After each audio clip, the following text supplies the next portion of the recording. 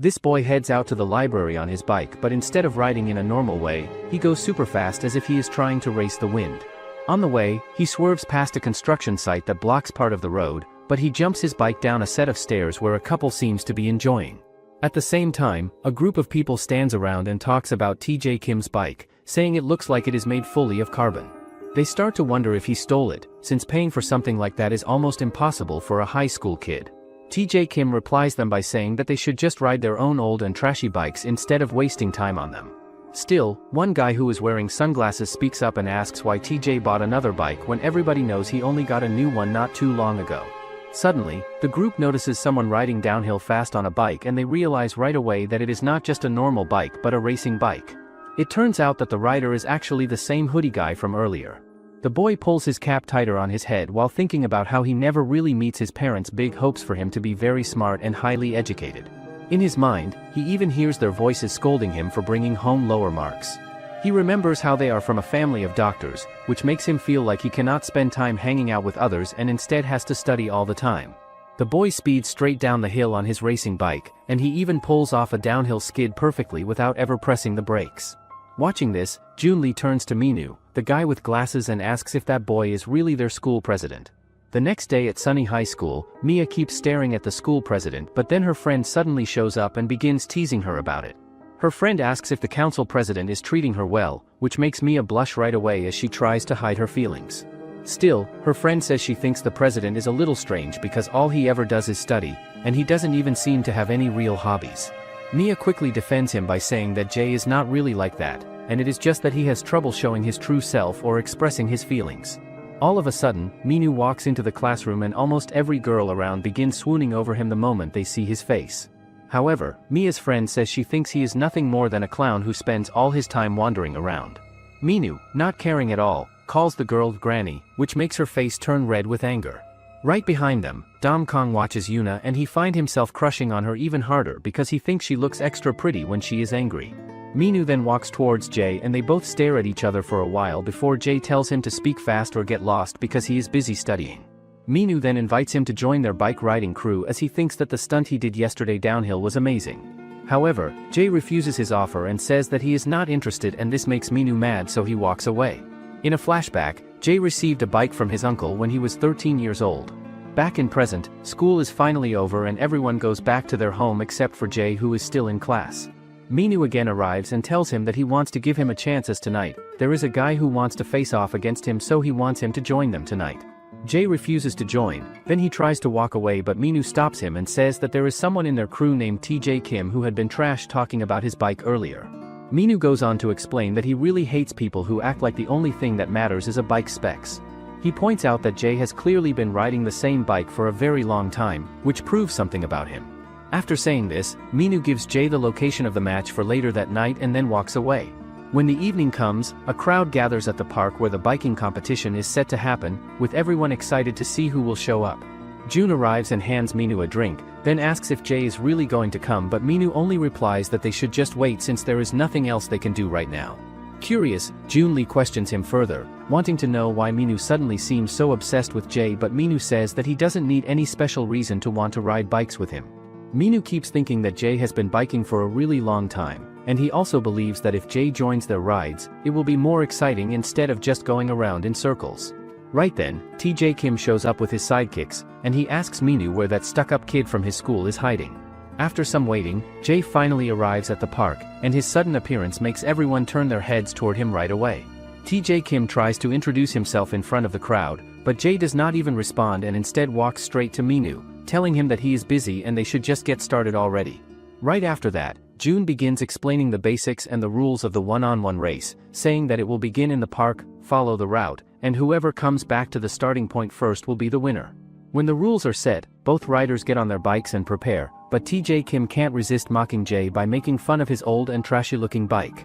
Afterward, the race begins with TJ Kim having an advantage at the start since his bike is lighter, but Junli thinks that the real start is when they start pedaling and accelerating, as just because TJ had a good start doesn't mean he is good. Afterward, TJ Kim starts flexing and calls Jay a trash for using a useless bike, and he can't even beat him. However, TJ Kim then notices that Jay is actually catching up pretty fast, so he tries to speed up, but when he sees cones in front of him, he smashes one of them with his bike on purpose. The cone then moves towards Jay, but he quickly dodges, and in front of Jay is a car, so Jay uses a trick to jump over the car, which shocks TJ Kim and Jun Lee. Jun Lee then yells at TJ Kim to stop using these unfair tricks, and he thinks that TJ Kim might end up getting someone killed. However, he also thinks that Jay's trick skills are insane. Jay then catches up to TJ Kim and tries to pass, but in front of them is a sharp turn, so Jay uses his acceleration on a sharp cut, which makes TJ Kim laugh because he thinks Jay is going to get himself killed at this point. However, Jay drifts to get around the corner once again, and this makes TJ Kim panic because his fully carbon machine keeps lagging behind. Afterward, Jay says that they are going to finish this race in just 4 minutes, and hearing that makes TJ Kim even more furious as he grits his teeth and pushes harder. At the same time, Jun Lee watches nervously and thinks to himself that the more competitive these two get, the greater the chance of something dangerous happening, so he can only hope that the race ends without any accidents. TJ Kim keeps trying his hardest to catch up to Jay, and soon both of them are racing downhill at an extremely fast speed, their bikes almost flying across the road. The sight makes Jun Lee yell at them, begging them to slow down before something bad happens. As they near the bottom of the hill, it suddenly becomes clear that the road is blocked by a large fence standing across their path. Acting quickly, Jay manages to stop himself by pulling off a sharp drift, and then without wasting a second, he jumps off and starts kicking at the fence to break through. Afterward, he rides away, but TJ Kim on the other hand couldn't stop himself and crashes into the fence. Afterward, Jun Lee quickly runs towards him to help him out as he is bleeding from his head. Meanwhile, Minu is passing his time playing video games, but then everyone yells that someone is coming already. The person who is coming is none other than Jay, and everyone couldn't believe that TJ Kim, whose real name is Taejin, lost. Seeing that, Minu realizes that it's not the bike that's important but the person who rides it, and Taejin was acting superior for no reason. Afterward, Jay tells Minu not to bother him in school from now on and leaves. Just then, Jun Lee arrives with injured Taejin. After the race, Jay returns home late at night, and his little brother Woohyun immediately tells him that their mom and dad will be working overnight and will not be coming back until the morning. Woohyun then looks at him with a serious face and asks where he has been biking so late at night, before scolding him and saying that if he keeps wasting time like this, he will never get into a good college since this is such a crucial time to study. Just then, Woohyun suddenly hears the opening theme of his favorite TV show coming from the living room, so he dashes off, but on the way his foot hits an object on the floor and he falls down. Jay helps him for a moment, then goes to take a shower, and while the water runs, he keeps thinking back to the match from earlier and everything that happened. The next morning, Jay heads to school as usual, but he notices that his bike's tire is completely ruined from last night's race. Woohyun comes out and tells him that he cannot possibly ride the bike in that broken condition, but Jay ignores him, sits on the bike and pedals away anyway. Watching him leave, Woohyun sighs and thinks to himself that it is a shame his brother keeps wasting so much time and energy on something like biking instead of focusing on his future. Meanwhile, Mia rides on a public bus on her way to school, and there she overhears a couple of boys talking nonsense about how slow the bus is, even saying that they should just get their own scooters instead. As she looks out the window, Mia suddenly spots Jay riding his bike along the road. Seeing that, everyone on the bus begins whispering and pointing, saying that a bicycle seems even faster than the bus they are stuck on. Up ahead, in front of the bus, a rich boy is also waiting in traffic inside his car as he tries to get to school, but he looks frustrated since he can't move anywhere. All of a sudden, he notices Jay speeding past on his bike with no trouble at all, and seeing that makes him start wishing he could get a bike too. Out of nowhere, Jay's headmaster also joins him on bike, so Jay asks if he take his bike to school too. The headmaster replies weirdly that a man should always ride his bike to work. He also says that it's better to be cautious and safe when riding since bike riders like them aren't welcome either on sidewalks or roads. Meanwhile, outside school a teacher notices a flashy student named Warang Lee coming on a skateboard, and he casually tries to enter school, but the teacher grabs him, asking if he spilled orange juice on his hair. Just then, Jay and the headmaster arrive, and seeing him, the teacher starts acting like a dog. The headmaster notices a group of students getting punished in the yard, and he warns everyone to be more cautious about what they are wearing next time before telling them to get back to class. Suddenly, Warang spots a group of troublemakers walking into the school, and he immediately starts acting strange and playful around them in his usual way. Later, when class begins, Mia quietly wonders to herself why Jay decided to ride his bike to school again today, but Yuna teases her, saying that it is only because she is obviously in love with him. Outside the classroom, Minu approaches Jay and tells him that he watched the video Jun Lee filmed yesterday, saying that it was incredible and he had never seen anything like it. Back inside, Mia spends the whole period sneaking glances at Jay, unable to take eyes off him even once, but as soon as the class ends, Jay leaves quickly and starts riding his bike home. On the way back, however, he suddenly gets a flat tire and is forced to stop.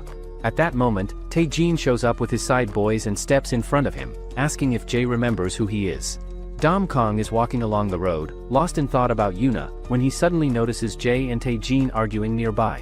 Tae-jin angrily tells Jae that he was so upset last night over what happened that he couldn't even sleep because of the pain in his forehead.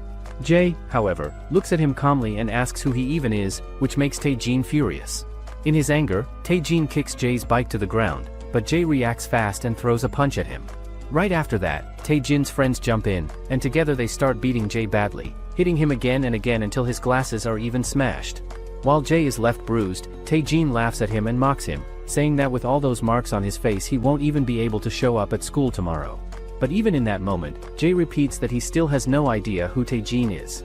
Just then, Dom-kong shows up and asks Tae-jin if he really thinks he is tough for ganging up on one person with 3 guys. Tae-jin gets angry and is ready to teach him a lesson, but one of his friends quickly stops him and warns that Dom-kong is a dangerous person who should not be messed with. Hearing that, Tae-jin decides to back off and leaves. Meanwhile, Minwoo is hanging out and joking with some girls when he suddenly spots Tae-jin on the street, and he quickly tells the girls that he has something to do before walking away. On the other side, Dom-kong looks at Jae and offers to help him get back home since his bike is completely trashed, but just then Minwoo arrives and asks Jae what happened.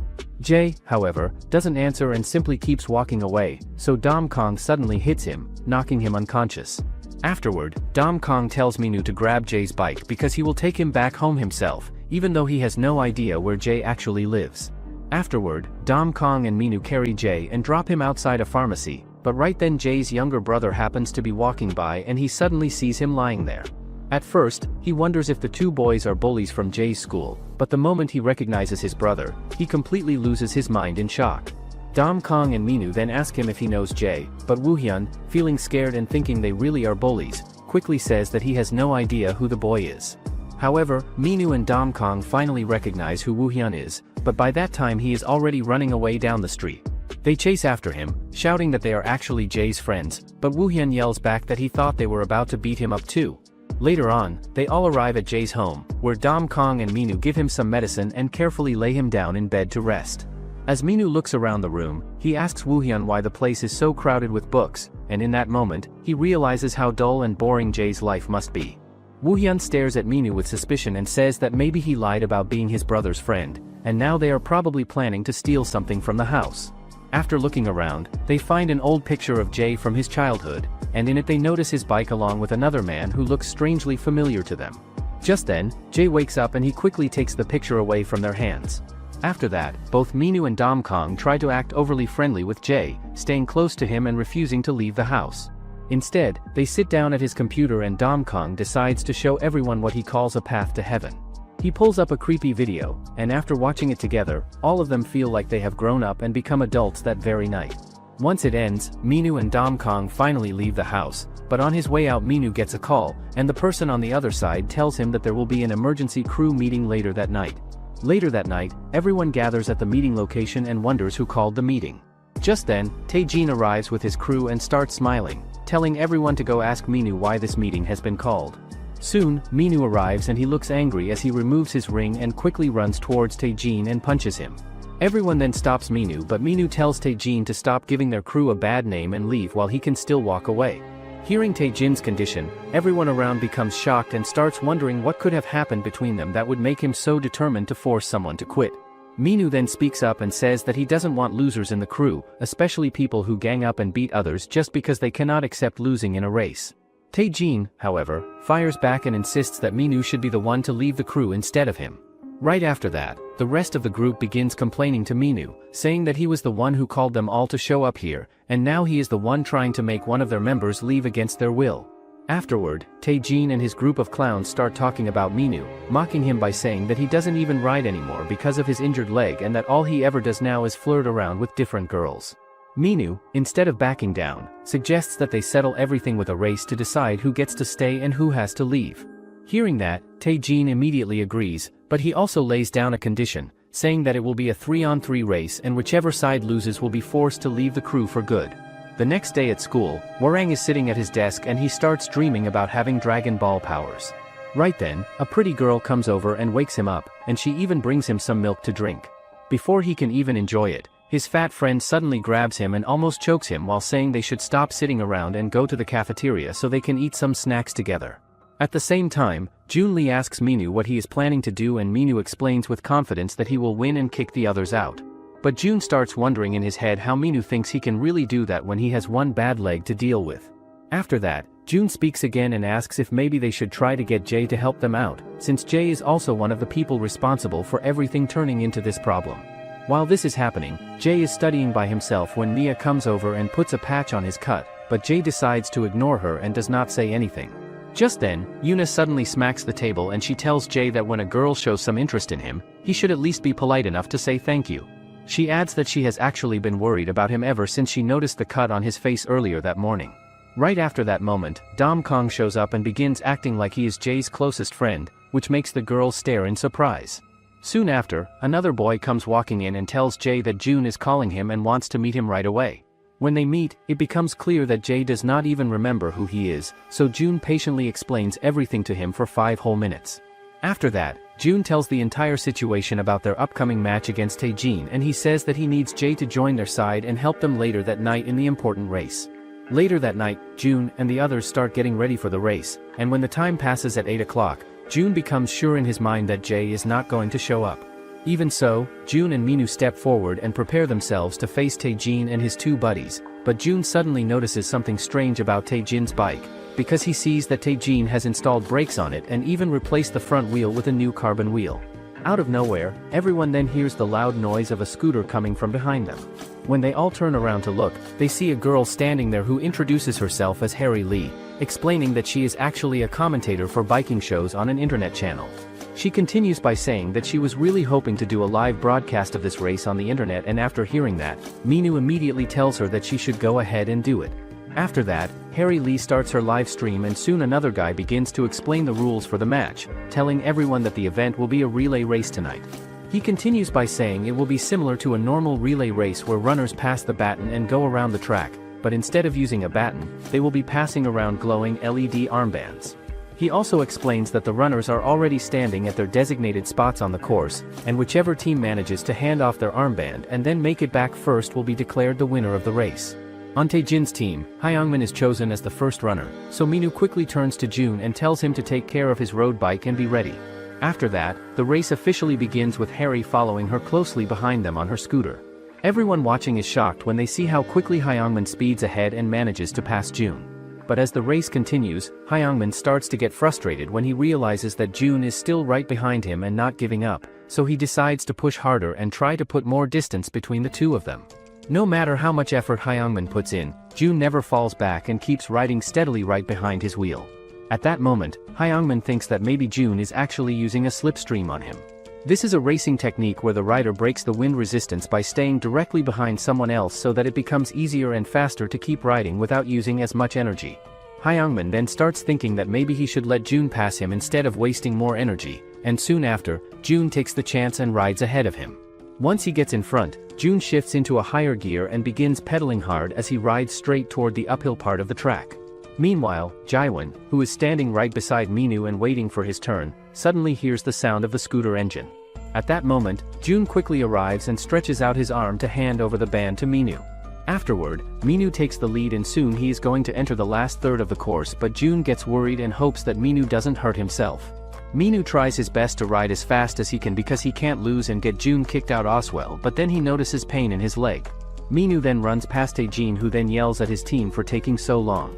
However, Jaewon is moving as slow as an ant and he keeps getting slower and weaker, but at the same time Minu finally enters the last part of the course. After that, Minu suddenly sees a cat standing right in front of him and he tries as hard as he can to hit the brakes, but his leg starts to hurt really badly and he ends up falling over to the ground. When everyone sees that happen, they all get shocked and start wondering what went wrong with Minu and why he suddenly fell down like that in the middle of the race. Right away, Harry makes the decision to stop the live stream because of the accident. Just then, Taejin rides past Minu with speed and yells loudly that he is going to win no matter what. At the very same time, Jay shows up next to Minu and asks him in surprise what he is even doing lying on the ground instead of finishing the race. After that, Minu puts on the band and takes his bike, saying that he already knows about the rules and the track because June told him earlier. Minu then gives him his helmet, but the helmet smells really bad, almost like rotten fish, and it is hard to even wear it without making a face. Meanwhile, Tae-jin is already far ahead on the bike, and he keeps thinking to himself that this is going to be the last time Minu acts like a trash guy in the whole crew. All of a sudden, Tae-jin feels someone behind him, and when he quickly looks back, he is shocked to see that it is Jae riding after him. Right away Tae-jin gets scared and starts to panic, and he pushes himself to ride as fast as he can. In front of them, the only part left now is the final downhill, and Tae-jin keeps thinking to himself that Jae will never be able to get through the last U-shaped downhill without brakes. After that, Tae-jin starts going downhill, but the memory of his last race where he rushed downhill and ended up crashing badly comes back to his mind, and it haunts him so much that he presses the brakes again. Right at that moment, Jae suddenly speeds right past him with no fear and pulls off a rock walk move while going downhill, leaving Tae-jin shocked. After that, Jae suddenly brakes hard and stands right in front of Tae-jin, so Tae-jin also stops his bike and asks him what is wrong with him this time. Jae tells him clearly that they are going to see who is really faster, either his fancy carbon bike or the piece of scrap metal that Tae-jin had called it earlier. But Tae-jin replies that he will make sure to get him back for that cheap trick he pulled during the downhill last time, and he does not plan to forget it. Jae then says that they will settle everything with a full all-out run on the straight road, and whoever crosses the finish line first will be the real winner of the race. He also adds that Tae-jin should blame himself for being a loser instead of blaming the bike, and hearing that makes Tae-jin furious. Afterward, they both get ready on a straight path and rides as fast as they can, and surprisingly Jae is again in the lead. Meanwhile, Minu gets back and apologizes to everyone for ruining the race for them. Suddenly, everyone notices someone coming and wonders who that is ahead of Tae-jin with a red band. Afterward, Jae easily wins the race and everyone wonders what Jae is doing here all of a sudden. Just then, another guy shows up and says that in this race he doesn't know why another guy was added to the Sunny team, but having someone interfere who is not in crew doesn't seem fair. Hearing that, Minu tears the crew badge from his jacket and says that he is going to leave the crew. After that, Jun also decides to leave the crew together with Minu, but Minu feels really bad inside and keeps blaming himself for everything that happened. However, Jun tells him honestly that he only joined the crew because of him in the first place, and it is not like they cannot keep biking just because they are no longer part of the crew anymore. Right then, Jae walks up to Minu and hands him his helmet back before turning around and walking away without saying anything else. At the same moment Harry realizes with shock that Jae is actually the one who inherited his bike all along. Afterward, Tae-jin's friends start talking happily about celebrating this moment by going out for burgers and drinks, but Tae-jin himself cannot enjoy it and instead feel humiliated because of Jae. Just then, a boy named Vinny shows up and seeing him makes Tae-jin and his crew nervous. Vinny says he watched the live stream and noticed Minu's leg looks fine since he is riding again. He then adds that he plans to destroy Minu's other leg so he can never ride, but after saying that, he leaves. That night, Minu comes home and his father scolds him for wasting time instead of studying. His father slaps him and calls him a shame, saying that even as the oldest son he is a disgrace to the family. Angry, Minu leaves the house, but later he sits outside thinking he has nowhere to go and blaming himself for everything. Suddenly, Jae shows up out of nowhere and says Minu is like a kid who cries because he is lost. Jae tries to leave right away, but Minu asks if he can stay with him for tonight. Jae ignores him and keeps walking, so Minu follows after him without giving up. Minu explains that he will only stay for one night since he has no money, but Jae says he should ask some other friend because Jae has to go back to his studies. After this, Jae closes the door in his face, and Minu sits outside feeling hopeless and thinking that his life is nothing but a shame. While sitting there, he remembers how people always wanted to be his friend just so they could use him for their own good. Since he is the son of someone powerful, and they also believe he does not need to study at all. Everyone only cares about the money and power his dad has, and Minu also wears his own mask so he can get along with people even if he does not like it. He believes the words his father always tells him, that acting fake in front of others is just another part of the journey in life. When Minu is still a little boy, he somehow gets a bike of his own, and that bike becomes the only way he can escape from his loneliness for a short time. Back in the present moment, Minu notices the same black cat he saw before, but this time he finds out that the cat has a hurt leg and cannot move properly. Feeling bad about it, Minu decides to give the cat some food. At that moment, Jae's younger brother shows up and looks at Minu with surprise, wondering why he is even sitting there. After this, Woohyun takes both Jae and the injured cat inside the house with him, but then Jae hands Minu a towel and tells him that he should go and take a shower. After this, Jae's mom comes home and brings out some fried chicken for everyone to eat. When she notices Minu sitting there, she right away recognizes him as the son of the Taecheon Group's CEO. At that moment, Woohyun suddenly asks his mom why she always told them before that friends are useless. Their mom replies by saying he should not think about that and instead just keep his mind on the upcoming exams. While they are still talking, their mom's eyes land on the cat, and she asks where the cat even came from, so Woohyun quickly explains that Minu was the one who brought it here. Right after that, Jae's mom looks closely at both Minu and Jae and says their faces make it seem like they have been fighting with someone. Minu quickly tries to cover it up by saying that they only had a small argument with some boys from another school, but when Jae's mom hears this, she becomes furious. She tells them that if they ever see those boys again, they should come and let her know right away instead of keeping it from her. Afterward, Jae decides to walk away, but his mother says that his grades have been slipping away and if this keeps going, he won't be able to see his bike again. Later that night, Minu secretly enters Jae's room and tells Jae that his life sucks well. Minu then tells him that he can't sleep if he is not in a bed, so they should sleep together. Afterward, they sleep in the same room and Minu asks him when he starts riding. Minu says that when he was little, he was taking a walk through a park when he see bunch of kids riding and having fun, so after seeing them few times, he decided to ride Oswell. Minu then tells him that they should make their own biking crew, but Jae ignores, so Minu says he is going to stay few more days here as his mom told him to. The next morning, Minu wakes up to find Jae cooking, but instead of cooking for him he is cooking delicious food for the cat. Meanwhile, the headmaster's granddaughter calls him to inform that she is coming to Korea. The next morning, Yuna shows up to drop off Minu's things, and she tells him that he should stop being so stubborn and just come back home with her. She also asks if Jae is being nice to him and actually letting him stay at his house without trouble. After saying this, she leaves, and then Woohyun looks at Minu with curiosity and asks if that girl is his girlfriend, but Minu quickly explains that she is only his older sister. A little later, both Minu and Jae change into their school uniforms, but Minu asks Jae if he is going to ride his bike to school today since Minu has no money for the bus and hopes that Jae will take him along. After that, the two of them ride the bike together on the way to school, passing through a quiet park, and as Minu looks around, he starts to think that it feels like the perfect kind of day to skip school instead of going to class. Meanwhile, at school, Yuna tells Mia that Jae and Minu are really close now as they are even staying together. Yuna then asks her if she wants to come to the student council meeting over the weekend, but Mia wonders if Jae would let them have the meeting at a cafe. Yuna then tells her that she will make sure she gets some time alone with Jae. Just then, Dom Kong arrives and tells that he wants to join the meeting Oswell, but Yuna refuses. Just then, Minu and Jae arrive at school and Minu brings his bike to the class because it's expensive. The orange head guy asks him how much it costs, and when Minu tells him, he freaks out. Afterward, Yuna plans out the council meeting with Minu and it turns out Jae will also come, so she tells Mia to dress up good.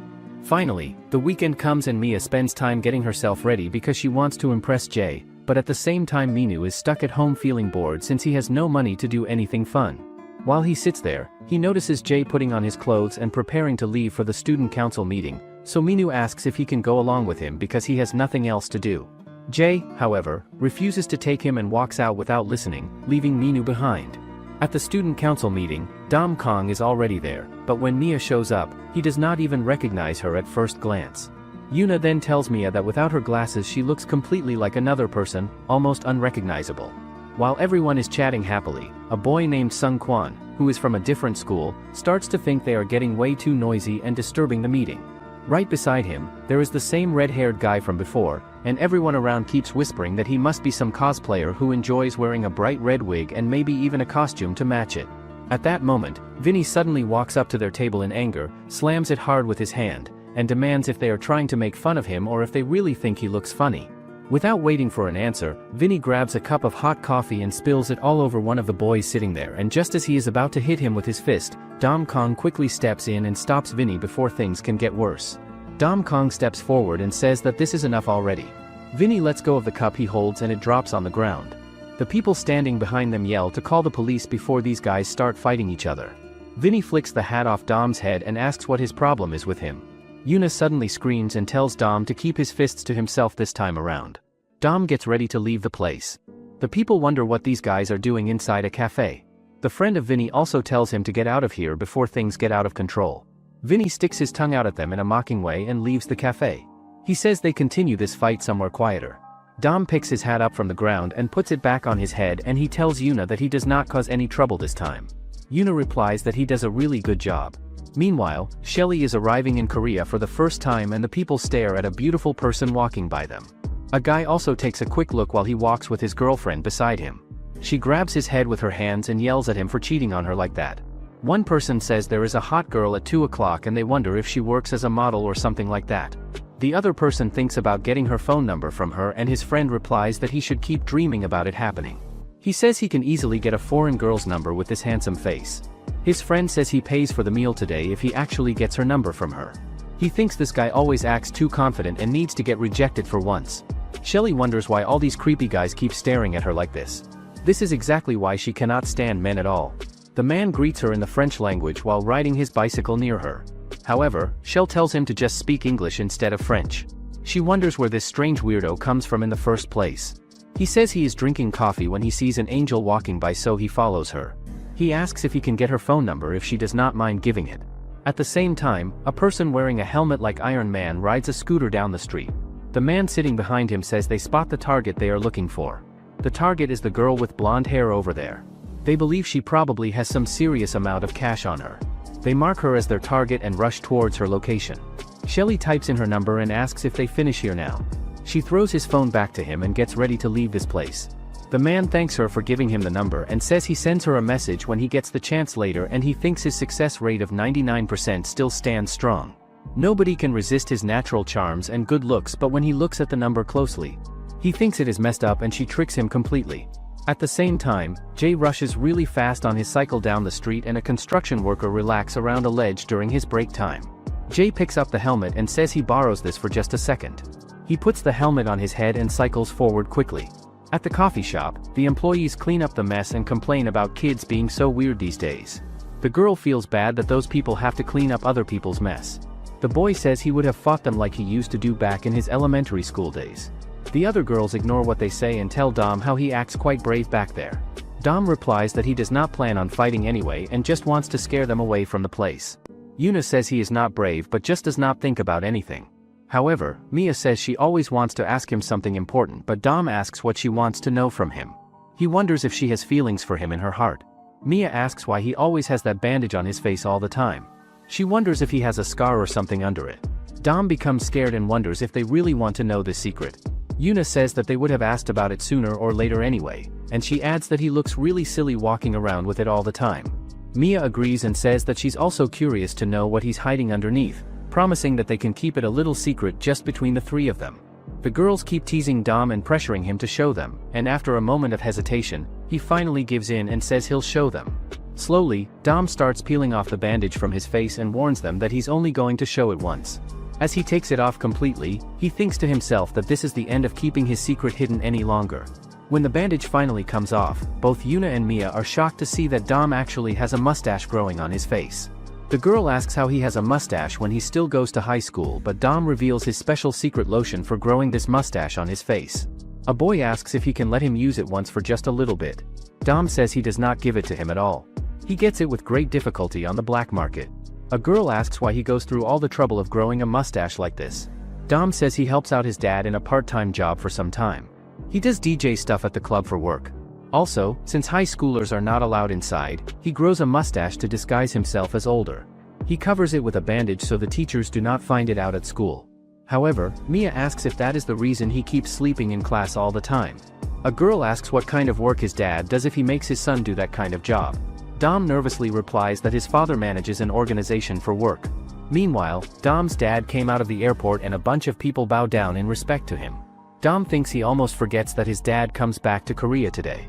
The girl asks if he's a civil servant or something if he's managing an organization. Dom replies that she could say it like that, but Mia gets up and says that she'll get them some coffee. Meanwhile, a photographer, sitting in the same cafe, takes a picture of Mia. On the other hand, Jay is chasing after the thieves, but the thief says that they hit the jackpot this time. He notices that someone is following them on a bike. He tells his buddy to speed up, and he asks which lunatic would try to chase a motorcycle with a cycle, and he mocks Jay for being a fool. He can never catch them with his bike. Afterward, Jay notices that they take a right turn on the road. He then takes a shortcut by cutting through an alleyway instead. Jay speeds through the alley really fast and spots a parked vehicle sitting across the wall, and he uses the car to push himself up onto the edge of the wall, and then he starts riding along the edge of the wall. Some kids play soccer in a nearby area, and a boy kicks the ball into the air, and they see a person riding a cycle over the top of the wall. They wonder if this is some attack on bicycle show happening. They cheer for him and call him totally awesome, but the thief says they finally lose him for good. Another guy says he is dumb enough to think he can chase them on a bike, and Jay almost catches up with them and sees the thieves right in front of him. The thief says he is quite persistent and almost scares him for a second there. Some kids eat ice cream and enjoy their time together. They feel astonished when they see a person jump off the wall with his bicycle. Jay crashes his bicycle right onto their motorbike and all three of them fall on some boxes. The boy thinks it looks like a bike falls from the sky, and the other boy wonders if they are all dead now. However, Jay comes out of the boxes still alive, and the thieves say they hurt their bike really badly. Jay steps up and his shadows cover them completely. They start running away and call Jay a complete nutcase. Once they leave the area, Jay picks up the purse from the ground. Soon enough, Shelly arrives in a taxi to the location. She worriedly asks if he feels okay after the crash. Jay covers his injuries with the helmet and gives her back the purse she lost, but Shelly says they should take him to the hospital right now. However, Jay picks up his cycle and replies that he feels fine. She asks how he can be fine with all that blood running down his face like that. Suddenly, the phone of Jay rings and he picks it up to answer. Shelly stops herself from troubling him any further. Jay explains that he gets into an accident and Yuna asks if he gets hurt badly. Yuna explains that Jay gets into an accident while he rides his bike somewhere. He says he cannot make it today and the meeting is postponed to another day. Mia worriedly asks if Jay gets hurt in the accident. Yuna says he may not be too hurt based on how his voice sounds.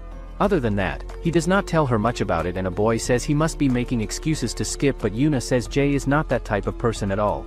A girl says they should hang out a bit more and then leaves, and the mood of Mia turns off after hearing Jay does not come to meet them. Afterward, they all decide to leave and go back to their homes, and Yuna says it is too bad that Jay does not show up today. She tries her best to make herself look nice to him. Mia tells Yuna to feel a bit happier about things. Dom also feels really lucky today because he drinks coffee with Yuna in the morning. Mia asks what that guy talks to her about earlier. Yuna takes out the business card and says the man works for a fashion magazine. He asks her to become a model for them. Mia takes the card from her and gets really shocked. She says it is a magazine that many people know about. At the place where Jay lives, Minu sits and watches TV. Meanwhile, Jay is walking to a shop that works on bikes, and as he goes inside the shop and asks for the person who fixes bikes. The mechanic turns out to be a girl and she says hello to him. Jay tells her that he comes to get his bike repaired and fixed. The girl knows who he is from the last race they have, and he asks if he does not remember who she is and explains that she records their last race with a camera. She gives him some first aid supplies and says the treatment is complete, but Jay says he does not come here for first aid treatment but to get his bike fixed up. Harry says he really messes up his bike badly this time. The fork part in front will get totally destroyed and broken. She asks if he really crashes his bike while trying to catch some thieves to return a purse to a girl, as he is quite an interesting person. Jay looks at the picture of his uncle hanging on the wall and he remembers watching his uncle on the television when he is just a little kid. His uncle is a racing champion in the sport of cycling. His uncle also asks him what dream he wants to accomplish in his whole life. Little Jay replies that he wants to become a doctor when he grows up. His uncle says that dream comes from his parents and not from himself. He wants to know what Jay truly desires deep inside. Jay says there is nothing he really wants. He is just a student and all he can do is study like his parents tell him to do. His uncle says that studying is important too, but if he finds something he is really good at then he should do that thing, and Jay wonders what his uncle means by those words. He asks his uncle what his own dream is for the future, but the uncle replies that he wants to stand on top of every single person in the world. He wins the race and proves that nothing is impossible to achieve, and the commentator announces that this is the first time that a Korean cyclist wins the race in the finals. Jay quickly turns off the TV once his mom tells him to do his homework, and after watching the race, his heart beats really fast and he thinks his uncle actually does it and wins. Meanwhile, Minu asks Jay about what happens to his face and wants to know if Jay gets into some kind of accident, and Jay says yes. Minu asks how Jay manages to hurt himself every single day and questions where his bike is right now. Jay tells him that he leaves it at a shop that fixes bikes. Minu asks if his bike gets completely broken and Jay agrees with him. Minu feels bad for Jay because he cannot ride his bike anymore. Then Minu suddenly realizes that he has to ride his bike by himself starting the next day. He asks Jay if he falls asleep while riding his bike. The next day at school, some friends of Jay come over to where he sits. Dom Kong puts his arm around Jay and asks if he feels okay. However, Dom Kong says everyone worries about him when they hear about his accident yesterday, and Mia worries the most. Mia walks in and covers Dom Kang's mouth with her hand. She feels happy that Jay does not get hurt too badly. Yuna asks what actually happens when he goes to the cafe. Jay tells them it is not a big deal and they should just forget the whole thing. He needs to study right now, so they should go away. The teacher walks into the class and tells all the students to sit in their seats. Dom complains that it is break time, so why do they need to sit down? Yuna says the teacher probably comes here to tell them something important. The teacher taps on the desk and tells everyone to listen carefully. Starting today, they get an exchange student in their class. The students wonder if the student comes from a foreign country and hope the person is a girl. The teacher turns red in the face and tells the new student to come inside. The boys get really excited and say she wakes them up from their dreams. The teacher explains that she lives in England before and decides to transfer to their school. She stays here for 1 semester, so everyone should act nice to her. Shelly tells everyone her name and says she enjoys traveling and riding bikes. The boys shout with happiness and say an angel comes down to their class. Yuna thinks all these boys act like the same sad losers. Dom Kong thinks Shelly looks pretty, but Yuna is the only girl he wants. Jay keeps studying hard even during break time and does not pay attention to all the loud noise. Shelly looks at Jay and thinks she finally finds him. At the same moment, the security guard walks in the hallway and wonders why everyone makes so much noise. He looks around and sees the principal looking into a classroom. The students talk about how attractive the new student is, and the principal wonders why these young guys stare at Shelly like that. The guard asks the principal if something is wrong with him. Inside the classroom, the teacher says he assigns her a seat, but Shelly walks past him and says she finds her own seat instead. The boy and Minu show up in the classroom breathing really hard. Minu wants to know where that annoying nerd is. A bunch of students stand around Jay and tells everyone that he pretends to study all the time. They say Jay actually reads a guide about how to date girls instead of doing real schoolwork. All the students say he is their enemy now because he tricked them. Some girls walk up to Shelly and tell her that her hair looks really nice. They want to know how she knows Jay. Then Minu comes over and says he is from class 3. Shelly thinks these guys are total losers and wants them to go away. Minu walks to Jay and touches his shoulder. He asks the popular guy if they can talk for a minute, but Jay says he is busy right now and they can talk later. Minu grabs Jay and tells him to just come with him. Shelly looks at Jay and feels really happy inside, almost like her heart is glowing. Minu, on the other hand, jokes that he never thought Jay would try to get a girlfriend so quickly. Curious, he asks how long they have been dating each other, but Jay explains that they are not dating at all. Minu looks confused and thinks Jay must be joking, so he asks him to explain why he kissed that pretty blonde-haired girl in the first place. Minu still can't believe that someone like Jay, who he always thought of as a quiet and nerdy guy, actually kissed a girl before he ever did. Jay gets defensive and says that the girl was the one who came up to him and kissed him out of nowhere without even warning him. Minu stares at him and asks why she would do that for no reason, and then he starts questioning why Jay hasn't said a single thing about living together with someone lately. Minu suddenly knows he said something he should not have said. The students ask if they hear this correctly about Jay and Minu living in the same place. The girls think maybe Minu likes guys and fights with Jay because Jay cheated on him. The boys feel disgusted that Minu lives with that book-loving nerd. Minu tries to tell everyone it is just a big misunderstanding. However, the rumors have already started going around the whole school. One boy thinks this is a great chance and decides he needs to post this story on the school news page. Another boy gets close to Shelly and thinks her hair smells really good.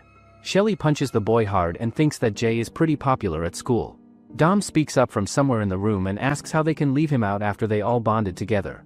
All of a sudden, Mia gets up from her chair, and Yuna asks what is wrong with her. Mia walks out of the classroom and goes down the hallway by herself. While she walks, Mia thinks about her past when some girls bullied her badly and broke her glasses. They made fun of how she looked in those glasses and called her mean names. Jay came over to her during that hard time and asked what her eyesight number was. Mia told him it was -1. Jay gave her his own glasses and said they have almost the same eyesight so she can use them to see better. Later that night, the team of Jay meets up in the park together. June asks Jay if he plans to join the competition they are talking about. Jay tells him that he does plan to join.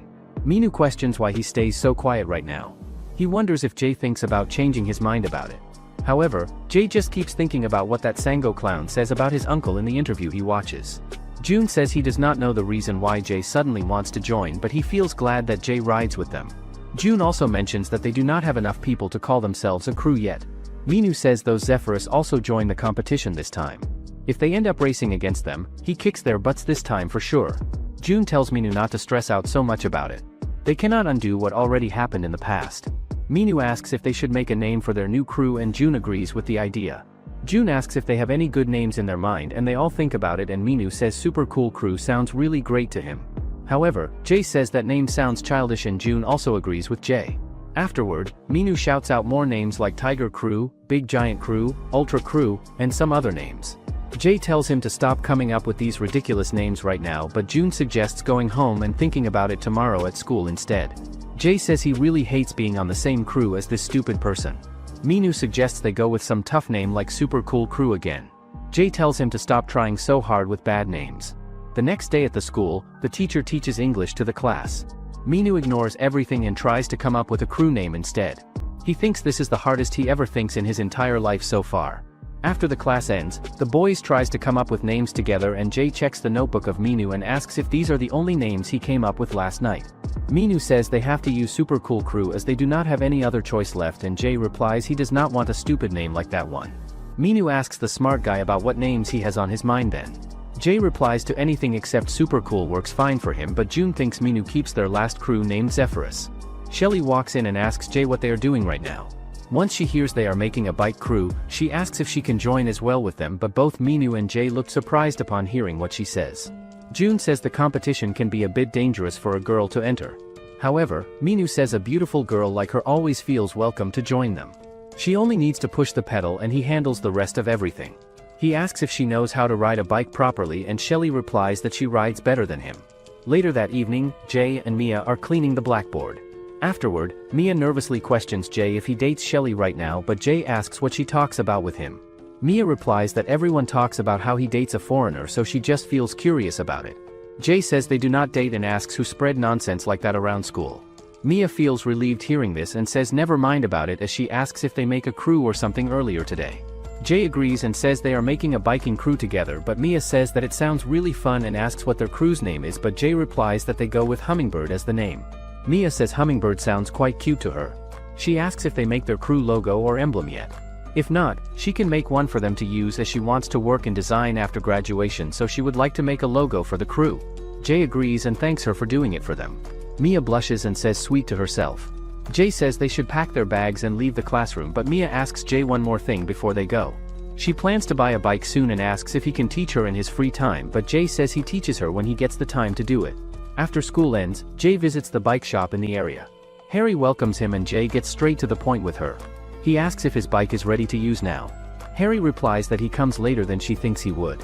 At the same time, Dom reaches his home and his father invites him to join them at the table. He tells Dom to have a drink with his old man for a bit. Dom replies that he feels tired and has got work in a bit. His father asks if he cannot act a bit happy after seeing his father return. It makes him feel a little sad inside.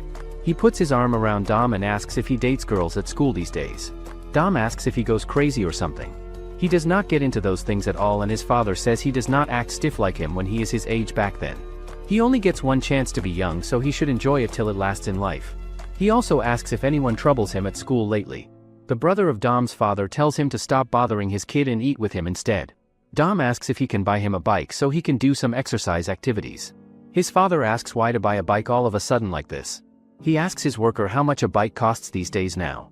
The worker replies around $50 for a decent one to ride. He understands it and takes some money out of his wallet right away.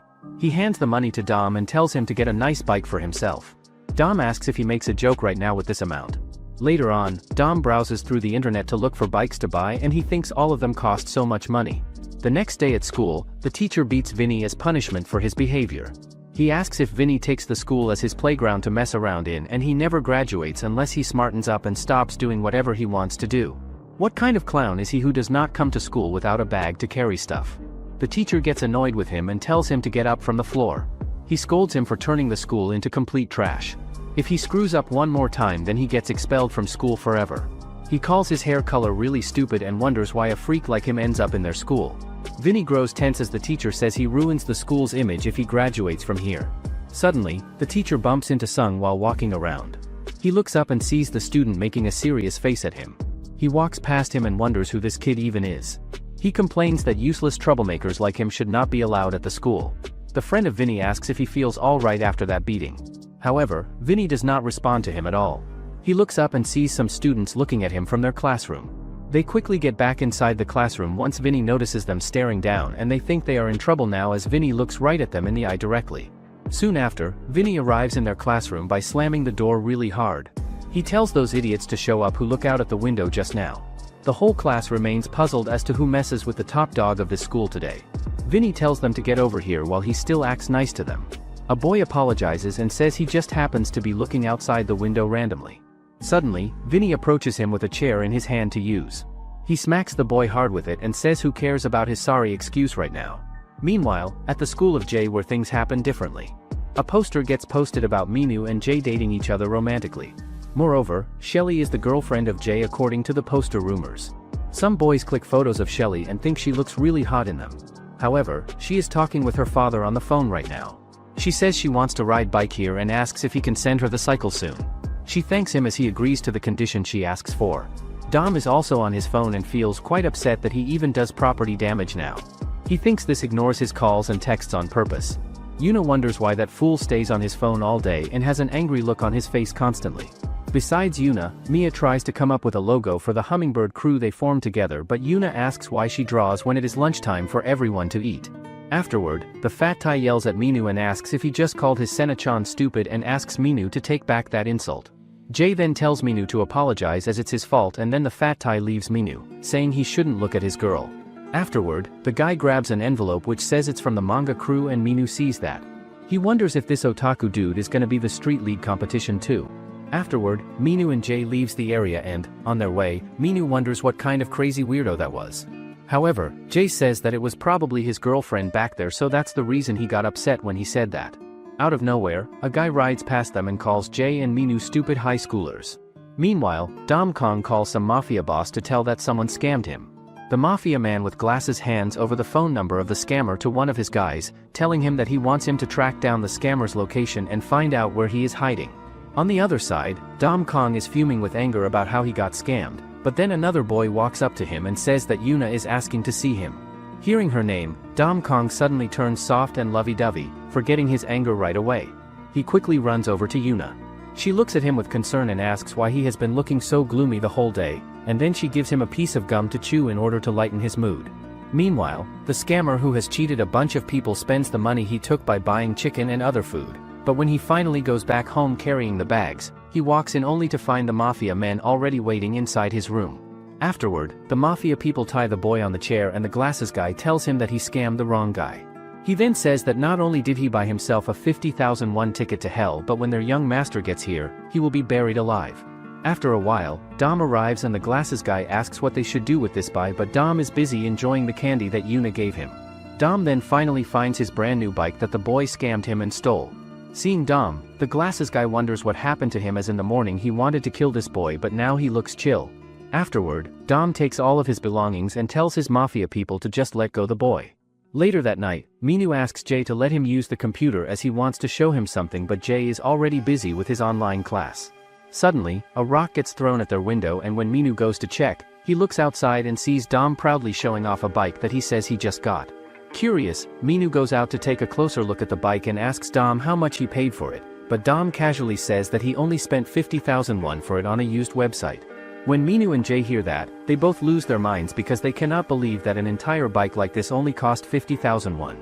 After the shock, Dom points out that he is not sure how to ride it properly since it does not even have working brakes, so Minu suggests that he should practice by skidding to slow it down. After this, Minu gets on the bike and shows him how to skid, sliding the wheels to stop, but when Dom tries to copy him, he cannot stop the bike at all and ends up just riding away without control. The next day, the orange-haired freak runs past a group of girls because he wants to look at their undergarments, and this instantly makes the girls furious at him. After he shamelessly notices the color of everyone's underwear, his eyes land on Shelly sitting in the classroom. Just as he tries to go after her, the angry girls catch him before he can move any further and beat him up badly for what he did. At the same time, Mia shows a new logo she designed, and Minu starts acting creepy by saying they should use it as the official logo for their crew. Yuna immediately tells him to back off and stay away from her because he is acting like a total weirdo. Minu then turns to Jay and asks if he likes the logo, and when Jay says that he does like it, Yuna's face lights up and she becomes really happy. Just then, Dom arrives and everyone wonders if he gets hurt or something. He tells them that he practiced skidding until late at night, so now he can't lift his legs. Minu then asks him if he locked his bike, but Dom is confident that it won't be stolen now as he got a Doberman sitting beside his bike. After this, Mia looks at Jay and asks if he has some free time during the weekend because she wants him to teach her how to ride a bike. Yuna steps in right away to support Mia, saying that Mia already did all kinds of research and put in effort just so Jay could teach her this weekend. Hearing that, Jay agrees to help her, but this instantly makes Shelly upset, and she angrily asks who even told Mia that she could take Jay like that. Right after, Mia and Shelly start arguing back and forth, but Minu steps in between them and say that he is free anyway, so instead of fighting they can all just hang out together. Later on, Minu and Jay take Dom to the same repair shop run by the girl, where she helps him by putting proper brakes on his bike so it can finally be safe to ride.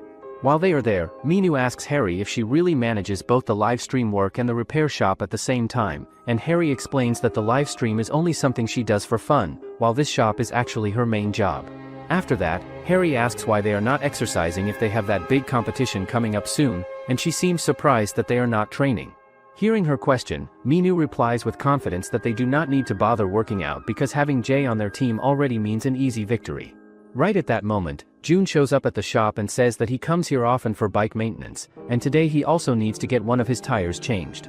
Afterward, June shows them a video of a guy who is riding 100 kilometers per hour and everyone gets stunned seeing that video of a beast.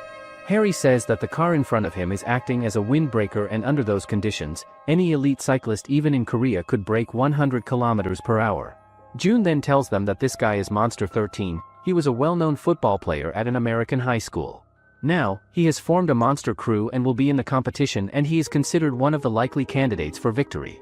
Afterward, Harry takes the boys to show them a place where members come to exercise once in a while to improve themselves. Afterward, all of them take their bikes to the rollers to try, and it turns out Jay is doing it perfectly. After a while, they are finally done with their training. The next day, everyone meets up at the park, and Dom brings ice cream for both Shelly and Mia, but after taking a lick, Shelly just tosses the wrapper away without care. This makes Dom furious, so he steps in and shows her the right way, teaching her how to carefully lick the top layer of the packet instead of wasting it. At that moment, Minu and Jay arrive at the park too, and Dom suddenly decides that he wants to show off to Yuna the new skills he spent the entire night practicing.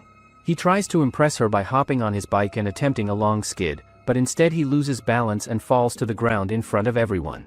While this is happening, Jay focuses on teaching Mia how to ride a bike, and the first thing he does is adjust the seat higher to fit her. Afterward, Mia climbs onto the bike nervously, and Jay holds onto her seat tightly so she does not fall. Then he explains that she should not put too much strength into her shoulders because it will only make it harder for her to steer the bike smoothly. When Shelly sees them together, she gets jealous and walks over, telling Mia not to act like she is flirting with Jay while he is teaching her. At that moment, Minu suddenly remembers a piece of his childhood when he had just gotten a bike and spent time hanging out with his siblings, feeling happy back then. Returning to the present, Shelly looks at Jay and says that she also wants him to teach her how to ride, but Jay asks if she already knows how to ride a bike from before. After this, Mia and Shelly begin arguing with each other again about who Jay should teach first, and neither one of them is ready to give up or back down. They both try to pull Jay to their side, making the situation even more awkward. Finally, Minu steps in between them and tells Jay that he should just take a break and rest for a while, saying that he himself can help Mia practice riding the bike so that Jay can spend some time relaxing with Shelly instead. Afterward, Jay and Shelly talks about their glasses as Shelly took his eyesight glasses and gave him her sunglasses. Mia on the other hand gets jealous of seeing both of them talking together, but then Yuna shows up and asks Minu why he is teaching Mia instead of Jay. Minu tells her that Jay said he is tired, so they switched places, so Yuna tells him not to get funky with Mia. Just then, Dom arrives and tells Yuna to get aside so that Minu can have a nice time with Mia, but Yuna gets creeped out. Afterward, Minu tries to teach Mia how to ride a bike, but she cries that she has no talent for bike riding. However, Minu says that it has nothing to do with talent as she is just afraid of falling over, so she isn't moving forward. Minu then tells her not to be afraid of falling over but do whatever she can with confidence. Afterward, Mia decides to give it one more shot, and it turns out Mia keeps riding and everyone gets excited to see her except Shelly. Later, Mia finally gets hold of how to ride a bike, but then Jay decides to leave as he has to go study. Everyone leaves the park except for Dom and the girls, and Dom politely asks Yuna if he can walk her home, but she quickly refuses and says that she will just take a taxi instead. A little while later, however, Yuna ends up walking together with Dom, and during the walk Dom gets thirsty, so he steps aside for a moment to buy some water. While he is gone, a group of boys notices Yuna standing alone, and one of them walks up to her and tries to ask for her phone number. Yuna looks at him without fear and confidently insults him, saying she would never give her number to a clown like him. Just as the boy gets angry, Dom comes back and without hesitation lands a hard punch on the guy to protect Yuna. After that, Dom charges at another one of the boys and knocks him out with a single punch, then he keeps going and beats the rest of them one by one until Yuna finally yells at him to stop. Later, as they are walking together, Yuna tells Dom that she is going to take a taxi home from here, and Dom asks if it is because of the fight he just had. Yuna replies that she does not ever want to see him punching anyone again, but Dom questions her back, asking if she really expects him to just stand there and let them hit him without fighting back. He then says that to a girl like her, who has grown up like a little princess, he probably looks no different than the punk she saw him fight. After saying this, Dom leaves her behind, but one of the thugs who managed to escape quickly calls Sung and Vinny to inform them about everything that happened. A little later, the rest of the thugs scold the boy for telling Vinny and Sung that they were beaten up by only one kid, but then Vinny shows up in anger and kicks the boy himself. Afterward, they tells Vinny and Sung that the boy had long hair and a band-aid under his nose, but then one of them shows him the picture of Yuna that he took earlier. Afterward, another guy gets furious over him for taking that picture secretly, but Vinny seems to recognize the bike, so he tells Sung to send that picture to him. Afterward, Vinny calls another guy who is training and sends him the picture and asks if there is anyone in his crew who rides this bike. However, the guy hasn't seen anyone in his crew riding a track bike. However, Vinny then tells him that he is looking for a guy with long hair and a band-aid under his nose, but then the guy recognizes him as Dom from the Sunny High School. The next day at school, Minu asks Dom if he wants to go do some roller practice with their bikes after school, but Dom says that he has some work. Just then, Jay tells Minu to stop coming to their class, but Minu says that they are all part of the same school. Afterward, Shelly takes a quick selfie with Jay and she tells him that she told her friends in England that there's a guy she like here, but they don't believe him, so she sends them a picture. Afterward, Yuna and Mia enter the class, but Yuna completely ignores Dom and then Dom also leaves the class. Seeing that, Minu thinks that there is definitely something funky going on between the two of them. Afterward, Dom gets to his bike and unties his dog, but he gets crazy and tries to run away.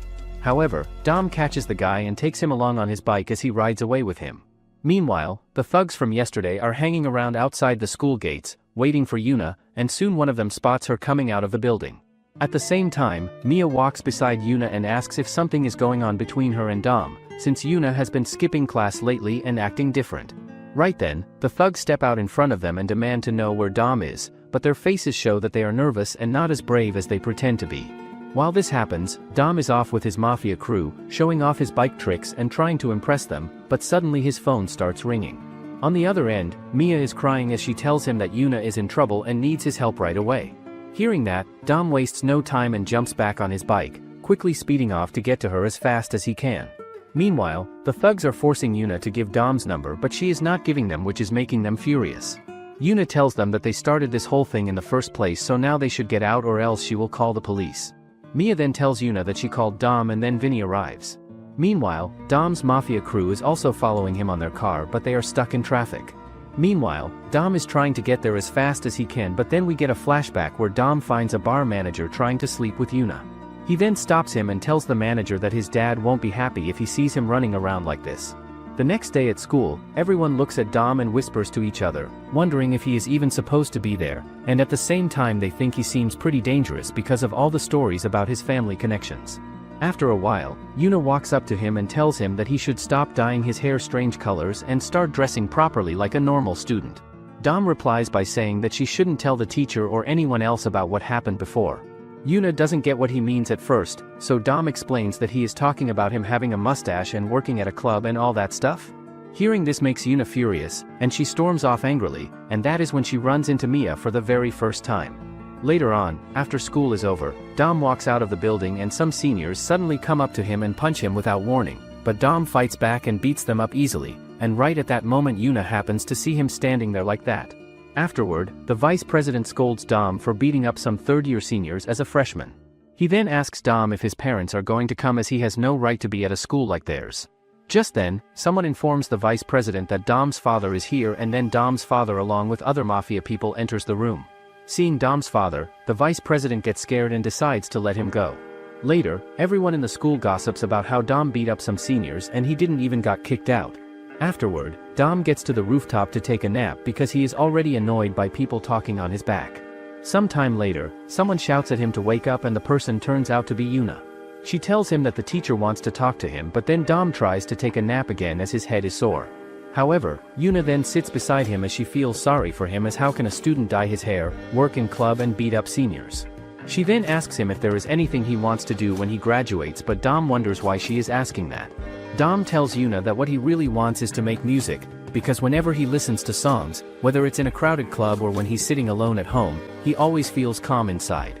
Yuna responds by saying that he should try going to a university that has a music major, but Dom shakes his head and thinks that he doesn't need to study at a university just to learn music.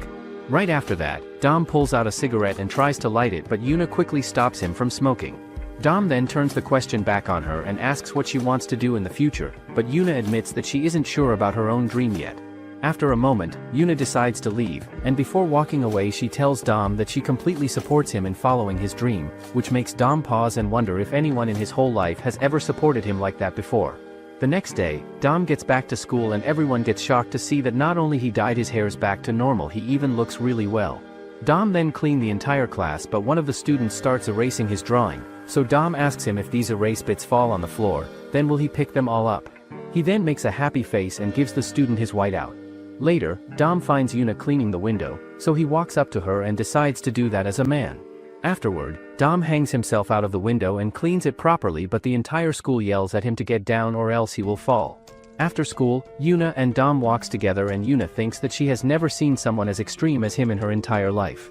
Yuna then asks him if he wants to eat something as she wants to reward him for trying to be a good student today. Dom misunderstands the situation and starts thinking that Yuna is actually inviting him out on a date. All of a sudden, he bumps hard into one of the guys and the drink spills all over his shirt, which instantly makes Dom angry. But before he can do anything reckless, Yuna leans close and whispers to him that if he dares to beat anyone up again, she will never talk to him ever again. After that, Yuna turns to the boys and asks how much money they want for the dry cleaning, but the guy in the red hoodie says that he doesn't want cleaning money and instead demands a whole new school uniform that costs about 300,000 won. Yuna quickly reaches for her money to try and pay him, but Dom suddenly pulls out his limited edition Jordans, the same ones he had traded for something just yesterday. When the boys see those sneakers, they all look shocked and decide right away that they want to take the shoes instead. After giving them away, Dom secretly sends a message to his mafia people, ordering them to handle those boys later on.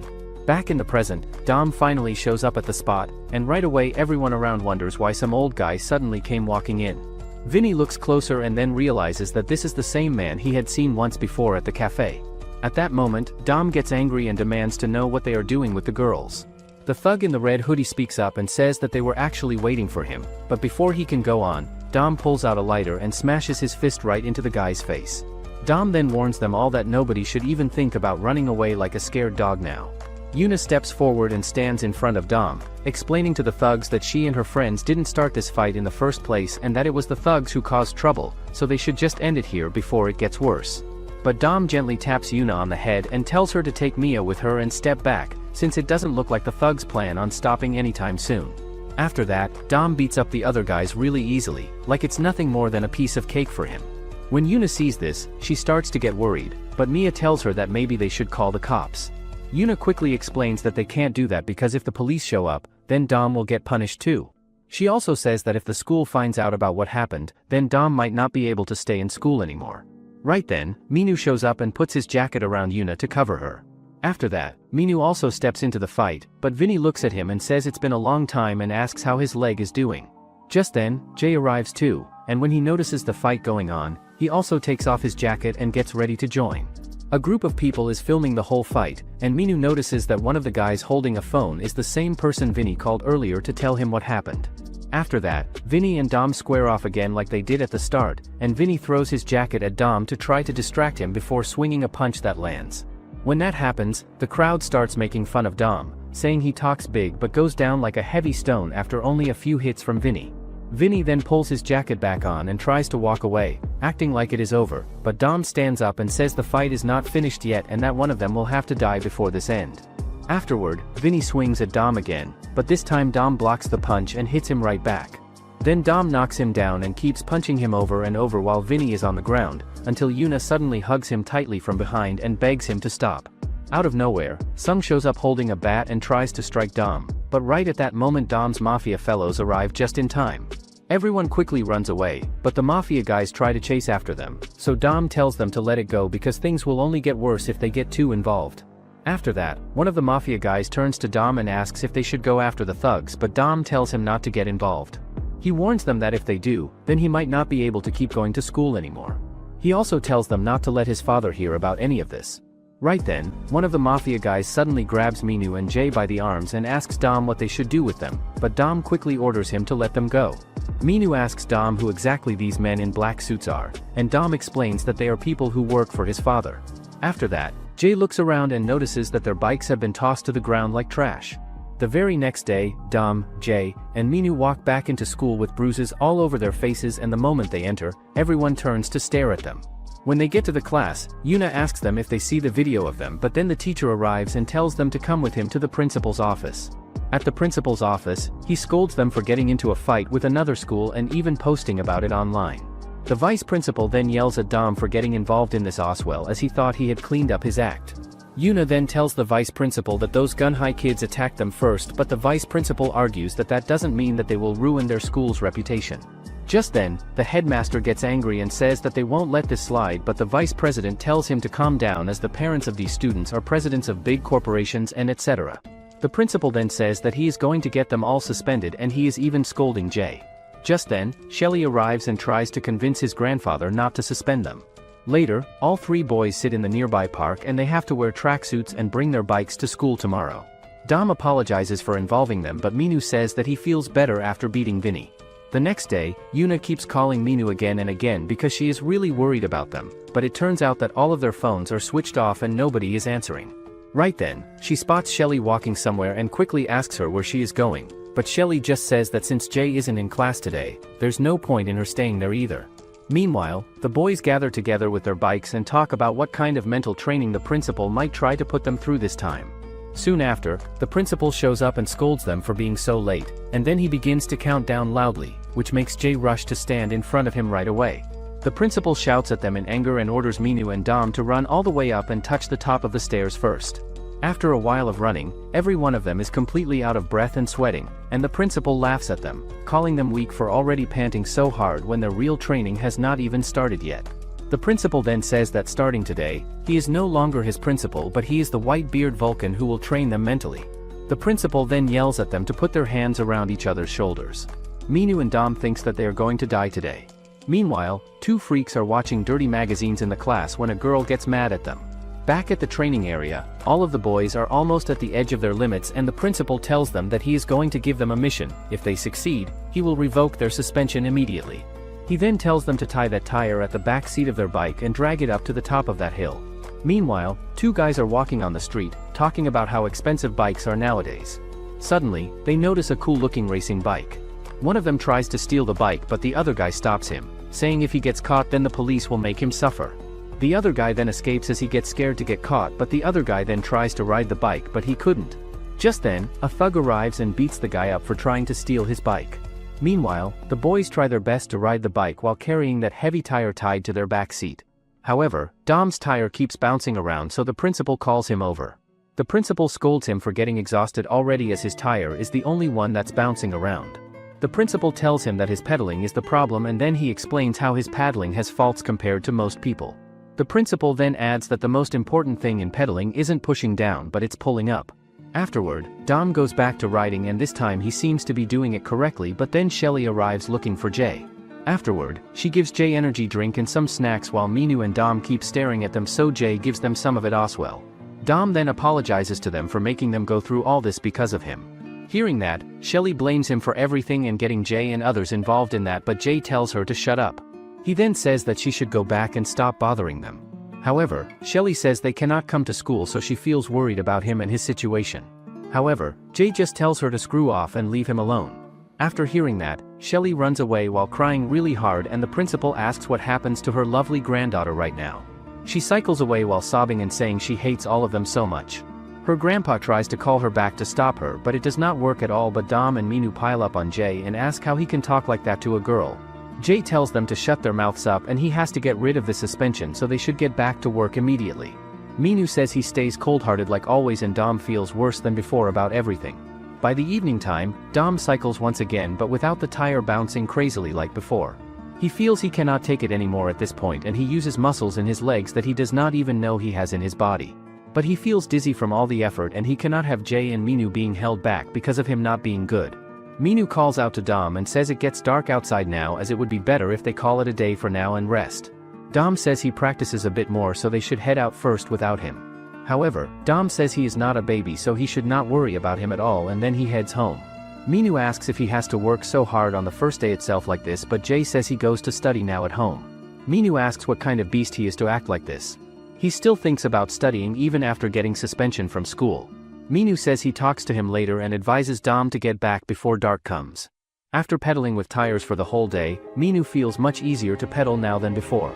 After school ends, Yuna waits for Minu and Mia waits for Jay to show up, but then they see a boy walking past in front of them and Yuna asks if he looks like Jay to her. Mia also agrees and says they do look the same to her eyes. Later, Minu and Jay while riding home find Yuna and Mia waiting at school for them and they ask why they are here waiting for them. Yuna says they feel worried about them as they do not answer their phones at all. She asks where they have been all this time. Jay looks at his brother and wonders if she is his girlfriend or something. He also questions if Jay gets into a fight as he has bruises all over him. Yuna asks where Dom is right now. Was he not supposed to be with them together? Minu says Dom wants to practice a bit more so they leave without him first. Yuna asks how they can leave him there by himself. They are supposed to be friends with each other and Minu says Dom insists on staying longer there. He cannot bring him forcefully against his wish to stay, but Yuna says she heads over to Dom's house in that case to check. Before Yuna leaves the place, Minu tells her not to speak of the suspension in front of Dad at home. Yuna asks why she would say that to him as she is not that dumb to talk about it at all. Mia tells Jay that kids at school are protesting to get a new student president since he gets suspended from school. Jay replies he has to own up to his actions in that case then. Suddenly, they hear someone asking if they are suspended from school and Jay asks his brother what he does this time to get in trouble. He asks Jay if he pretends to be a nerd while being a thug the whole time. However, Mia asks Jay if that is his brother and Jay agrees with her. She finds Jay cute and says they look so much alike to each other. Jay says he should have known after seeing him all beat up like this. Jay tells him to shut up and says they should go home now, but Jay says he makes things harder for both of them in the family. He tells Jay to answer his question honestly right now. However, Jay tells him to stop talking nonsense like that and Mia misses the chance to walk with Jay and feels dejected about it. Minu says she must have waited for quite a while for them to arrive. He should at least take responsibility by dropping her at the bus stop nearby. Afterward, Minu walks along with Mia and says he would like to grab something to eat but he has been broke lately. Mia says they can get some next time with everyone else in the group. Minu mumbles whether he should get a part-time job or something to earn money. Suddenly, Mia laughs out loud and says there is something funny about him getting a part-time job. Minu says she looks pretty when she laughs like that and then says if she gets rid of the glasses and changes her style a bit then everyone likes her a lot more. Mia replies that she does not take off the glasses because Jay gives it to her before. She gets used to wearing them now all the time and Minu says she keeps talking about Jay all the time constantly. She sees that her bus arrives and thanks Minu for waiting with her here and Minu waves at her and says take care of yourself. Once she leaves the place, he wonders why it has to be that damn nerd out of all the people in the world. Meanwhile, Dom looks up and sees Yuna waiting for him at a spot and Yuna hands him over the chicken food and Dom blushes up on getting it from his love interest. The guy delivers the orders and asks if she would like a coupon as well for next time. The guy thinks that seeing cycles gives him the trauma of past events. Later on, Dom bites down the chicken and feels this is best after putting in all the hard work today. Yuna tells him to slow down as no one steals it from him right now. Dom explains everything that happened so far and says this is his fault completely. Yuna says the principal takes things too far today with the punishment. She advises him not to practice in the dark as it becomes dangerous, but Dom says he feels bad that they get suspended because of him so he thinks about working harder. However, Dom apologizes to Yuna for breaking the promise of not fighting again with people. Yuna tells him to forget about it now. She is the reason that this whole thing starts so she should be the one responsible. Yuna thanks him for what he does so far for her sake. Dom blushes and remains in awe upon hearing those words from her. Feeling nervous inside, he starts chomping down on the food and chokes on it badly. Yuna asks what is wrong with him and Dom starts speaking gibberish words. Yuna tells him to slow down and stop acting like an escaped convict from prison. Meanwhile, Vinny smokes a cigarette while balancing his cycle outside. At school earlier, he beats the boys who spread rumors about him in the school building. However, Vinny kicks another boy and asks if they are not afraid of him because he loses to those Sunny High troublemakers. Another boy asks what happens and a boy informs him that Vinny gets his butt hooped by a Sunny High dude badly. Later on, Vinny gets called to the staff room for doing violence in the school against students. The teacher raises his hand to slap him but halts himself from doing it. He says that hitting trash like him would be a waste of his energy completely. He scolds him for beating other school kids first and now beating his classmates too, and he should clean himself up soon. Otherwise, no one in school or society wants him around. He files a suspension on him so he should not come to school from tomorrow onwards. At present time, Vinny feels hopeless and thinks about giving up on school completely. His phone buzzes and he sees his mother calling him on the phone. Suddenly, Vinny hears someone shouting really loud and he sees that some boys dine and dash from a restaurant and the owner chases after them angrily. The boy wonders why the owner keeps following him down the street.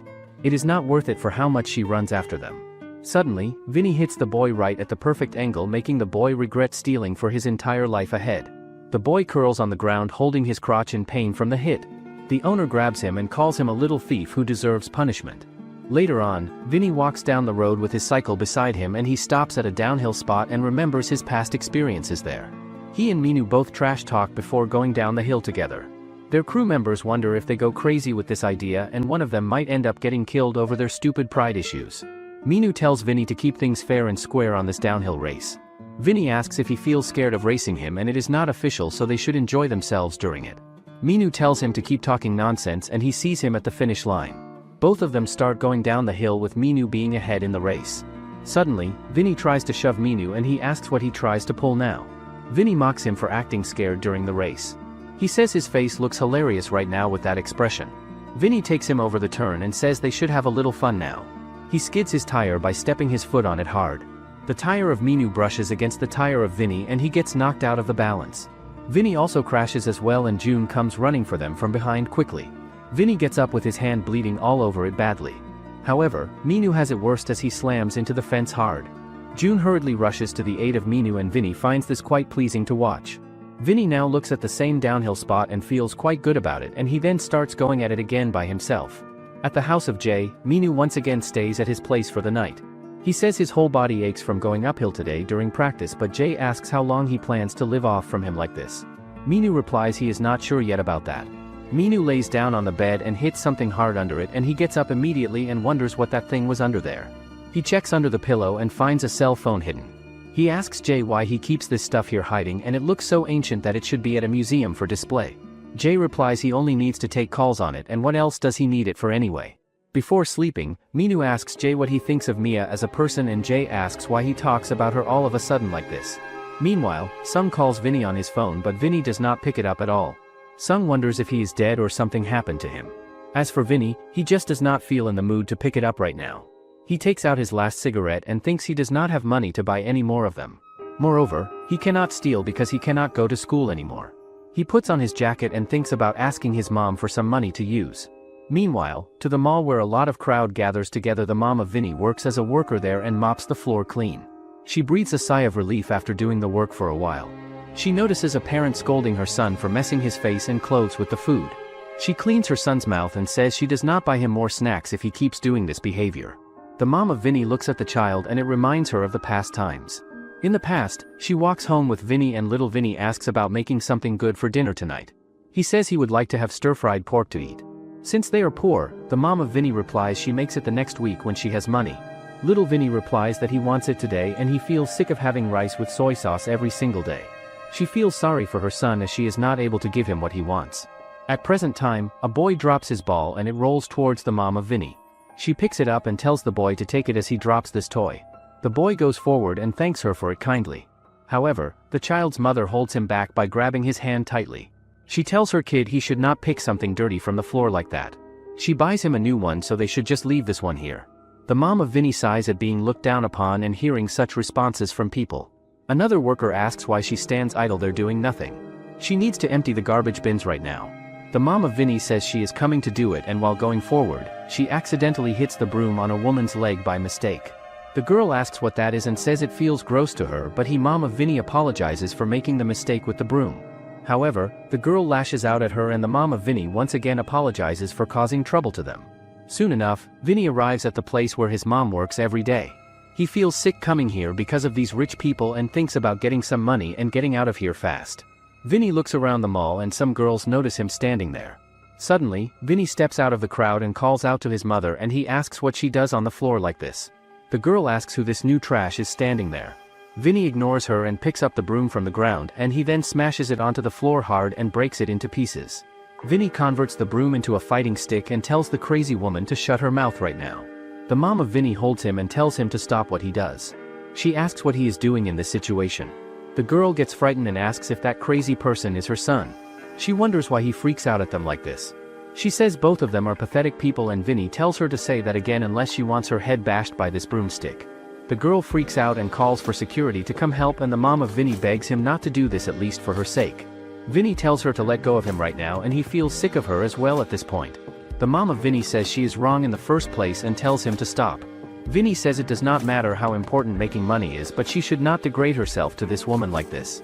Vinny remembers his past when he got both scolded and embraced by his mother back then. Now that he sees her kneeling in front of others it boils his blood inside. He curses at the girl and lunges forward to attack but the mother of Vinny tries to stop him and the girl also freaks out completely. Suddenly, the mom of Vinny collapses while begging him to stop his actions. Vinny looks at her and wonders what just happens to her suddenly. He drops the stick and shouts for his mom in panic. Later on, he takes her to the emergency hospital for treatment. The doctor puts her on an 4 drip and explains she is in the final stage of cirrhosis of the liver disease. She must have known it but she must not have told him about it before. Her condition is very serious right now and a liver transplant is the only treatment option left for her. The doctor explains the cost of surgery would be around $300,000 since there are a lot of patients waiting for the surgery so he should get the money together as quickly as possible. Vinny remembers his past when he is a kid growing up. He is on his cycle when he sees a kid in front of him and the child's mother grabs her son and asks what he does here near them. She tells him to stay away from that kid right now. The kid asks why he has the left eye and hair red colored. Suddenly, Minu comes rushing for him and says how scared they are when he disappears from their sight. Suddenly, a boy tells the bully that his family is so rich that they even have bodyguards working for them. He says it would be best if they stay out of this situation. The bully says they should leave now from here. Minu sees them leaving and calls them complete idiots. Minu picks up his cycle from the ground and asks Vinny if he feels okay after that. Vinny replies he is fine now. Minu asks who that person is bothering him and he has been picking on him for ages now. The next time he sees him around, he does not let him walk away like that easily. Vinny says it is fine so they should forget about it completely. Minu says he is the only kid in this neighborhood with whom he can ride his bike together. How is he supposed to ignore him like that then? He asks if he joins his biking crew later on. Vinny says he joins it if he changes the name from Zephyrus to something else as it sounds childish to him. Minu asks what is wrong with the name choice.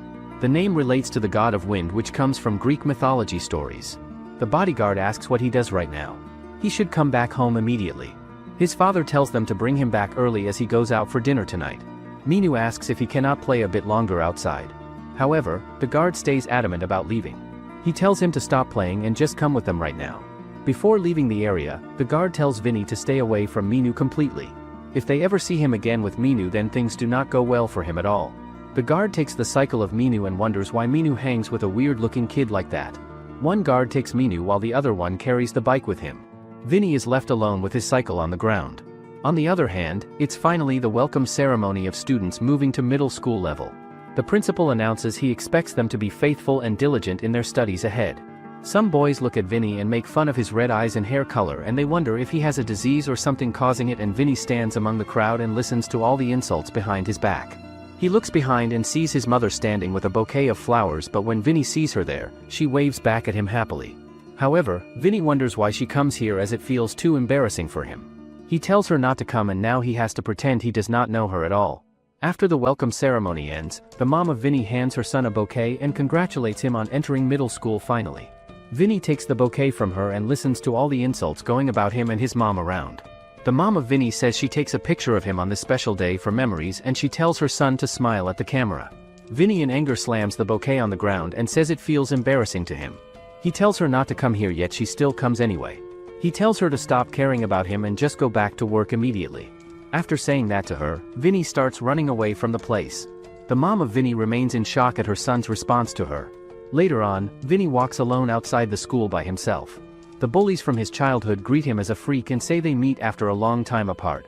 Vinny becomes surprised to see his enemies here at school. The bully throws Vinny to the ground hard and says he should bark whenever he sees him around. He asks if he thinks he gets treated like a normal kid if he shows up to school wearing their uniform like everyone. The friend of the bully advises him to stop what he does and if the teachers catch them then it does not go well for them. On hearing those people speak badly of his mother, the anger within Vinny sparks up inside. He gets up and looks at them fiercely with his eyes. He tells them to stop right there immediately. The bully walks toward Vinny and asks if he just swears at him. He says he digs his grave now with those words. It does not matter to him if the teacher shows up or not here. However, Vinny just stares at the bully standing there as the bully grabs the mouth of Vinny and asks what he stares at like that. Vinny takes out the pen from his pocket and jams it into the arm of the bully. The bully cries in pain and Vinny quickly follows up with a punch on his face. The bully stumbles back and Vinny thinks these people look down on others just because he looks different from them.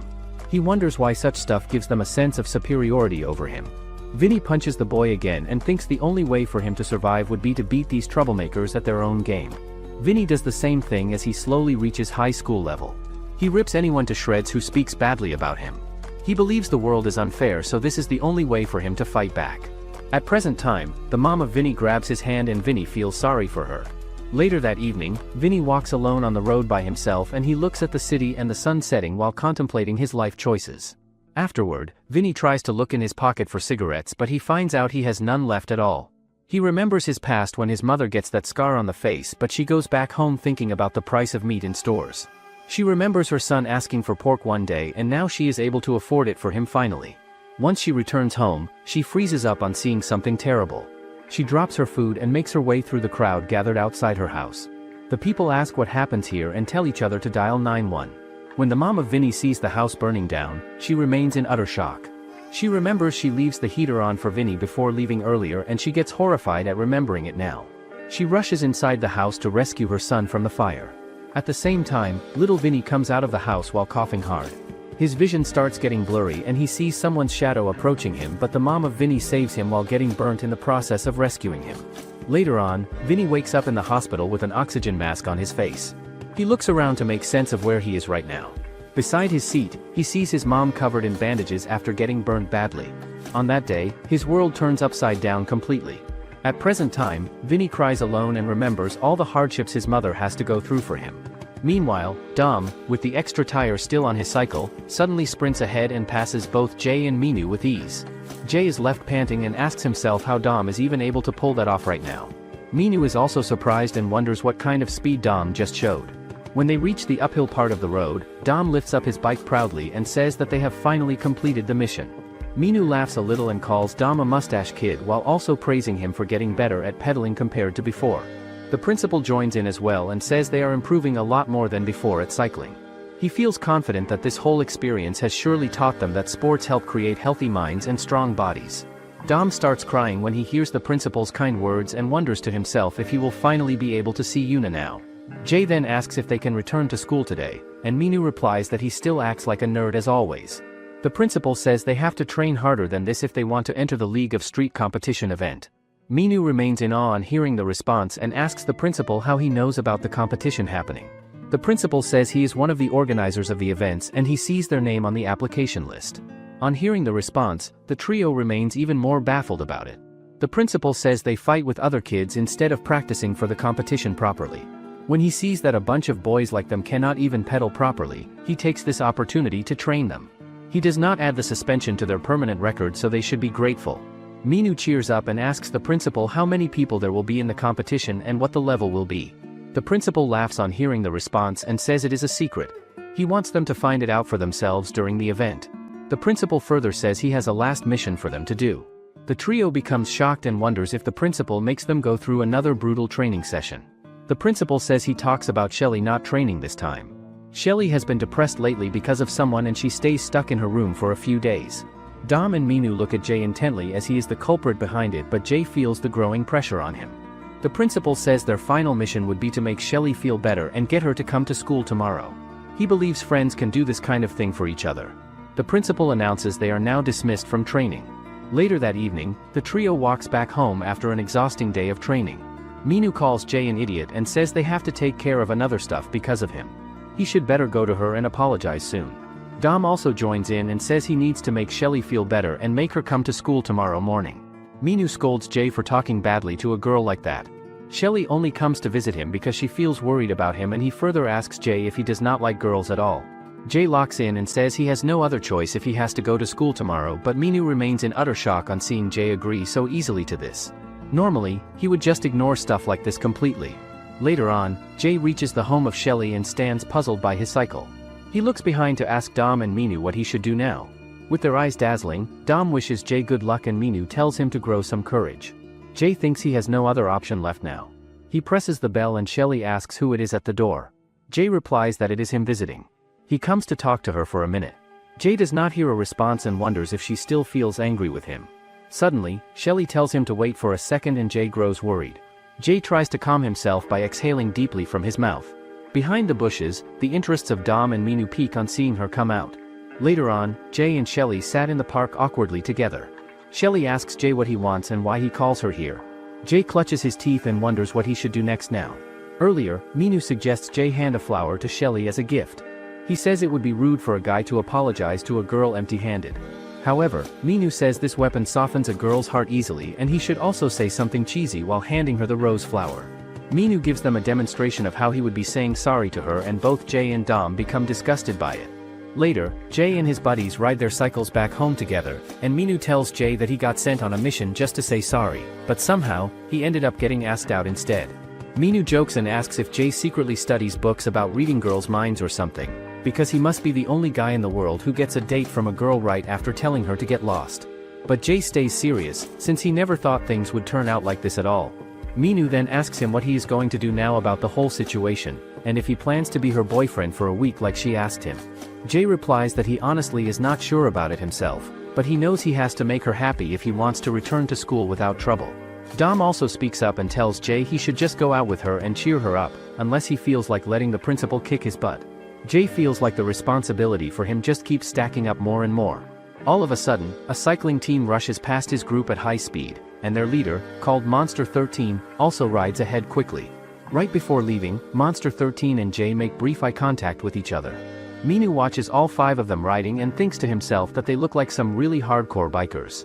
He points out to Jay if he noticed the size of the crank on the bike of the last rider, and then he wonders what kind of gear ratio that guy is even using. Minu guesses it has to be around 5 or something in that range.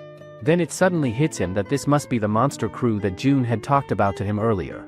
Dom adds that the crew will most likely be in the same competition as them too, and he asks Jay if he thinks he can handle going up against that last guy if they end up racing against each other. Jay and Minu both look at Dom with questioning faces after hearing that. Minu tells him he acts way too full of himself for someone who has only just learned how to ride a bike properly. He also asks Dom how long he plans on carrying that extra tire around with him everywhere. Dom replies that he is going to keep it with him for a while longer. Meanwhile, at the bike shop where Harry works every single day, Vinny walks into the shop, and Harry greets him with a friendly welcome inside.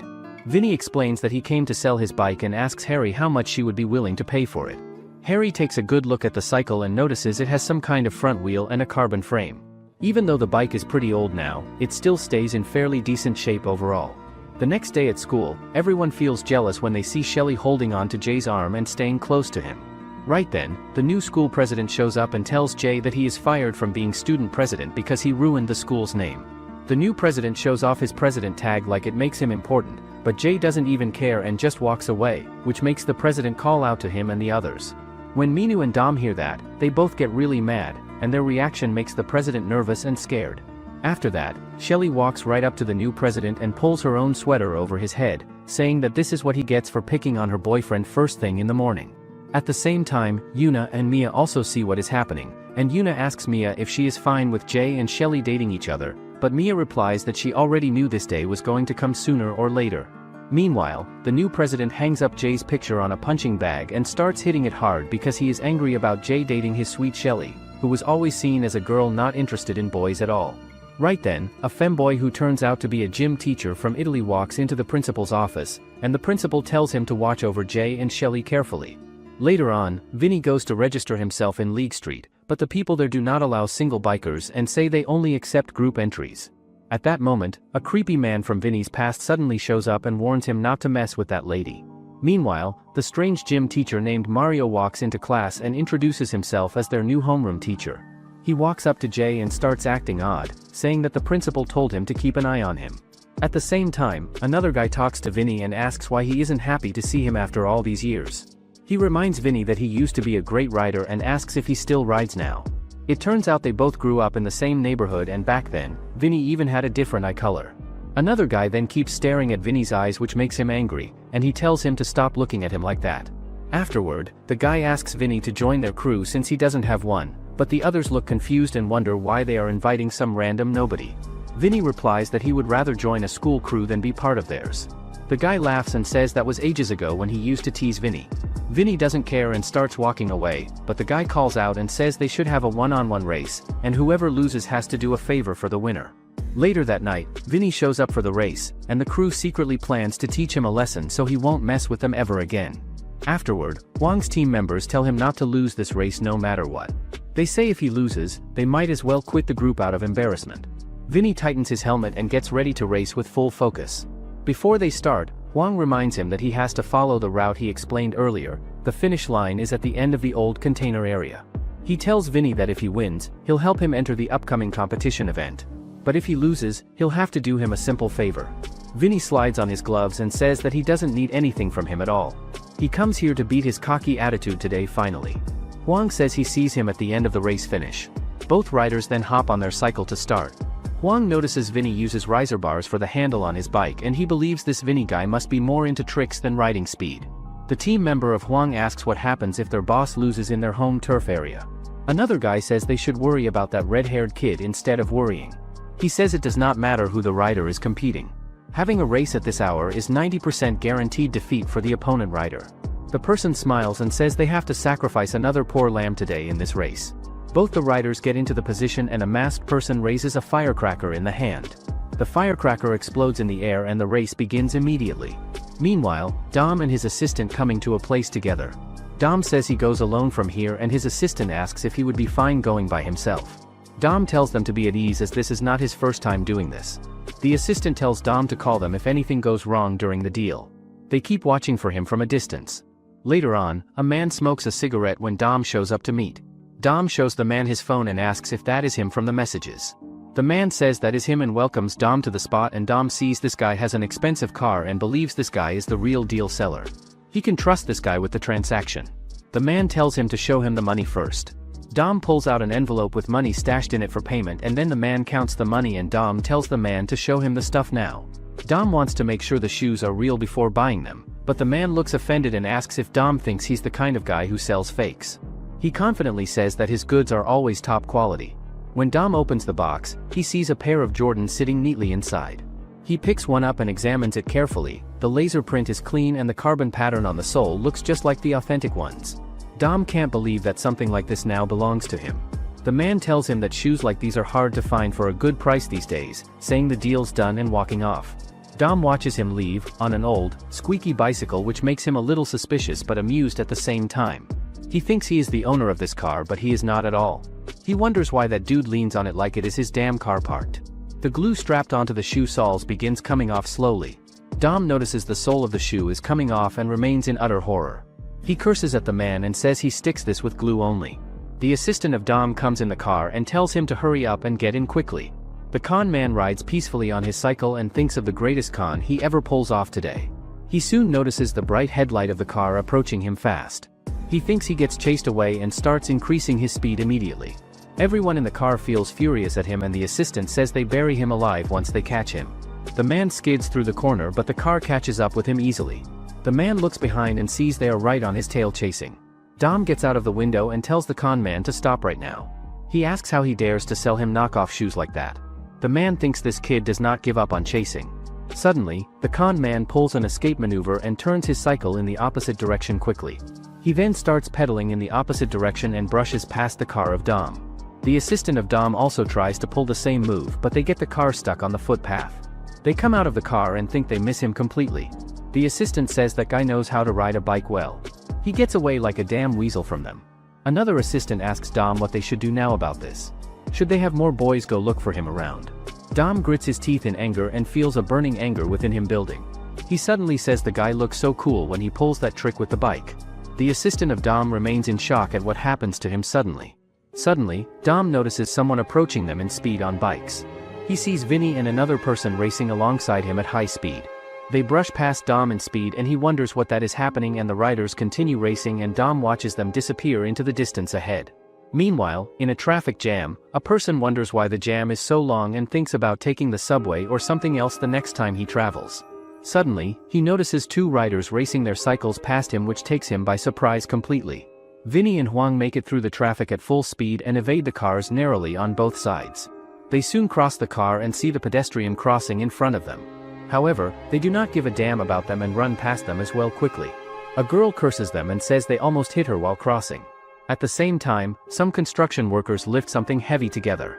Suddenly, Huang runs past them and surprises the workers completely. After Huang passes, Vinny makes his way between them by skidding his cycle sideways. After going through them, Vinny once again resumes his chase behind. The workers remain in shock and wonder what is passing. At the same time, a guy tries to make a move on his girl nearby. The girl asks what they would do if someone saw them together, but the boy assures her that no one is around here right now. He pulls in closer to her and says he loves her deeply. The girl also replies she does too with feelings. When they are about to kiss each other, the team members of Huang fly past them quickly. They say they look quite good there together. Another member tells them to get a room if they are going to do it like that. Just like they come in fast, they disappear within seconds as well from sight. The girl asks who they are and the boy replies he feels unsure as well about them. A man pulls out his hammer and says there is a shortcut he knows, so they should all follow him there. They have to get there before him in the race. Another member asks if Huang would lose that stupid person racing. If he does, then it makes them all look bad together. Another team member comforts him and says Huang does anything to win this race. Moreover, he has some skills to beat most people in a race easily. A team member chuckles and feels sorry for the redhead losing this. The underling of Huang takes off the mask and says they do not have to feel sorry for that trash person. Racing against one of them means he would be paying the full price for it. Later on, a grandma rides her vehicle slowly down the road. Suddenly, she sees two young men brush past her at high speed. Well, these guys are giving jump scares to everyone to win the race at all costs possible.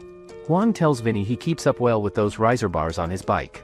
Vinny enters the slipstream of Huang and allows him to conserve his energy while Huang eats the dust and air resistance. Huang thinks this guy is following his slipstream closely behind. Huang tells Vinny to stop following him behind or he ends up losing this race, and Huang soon notices a ditch in the road and cooks up a malicious plan in his mind. He tells Vinny he will get messed up if he keeps staring at his back like that.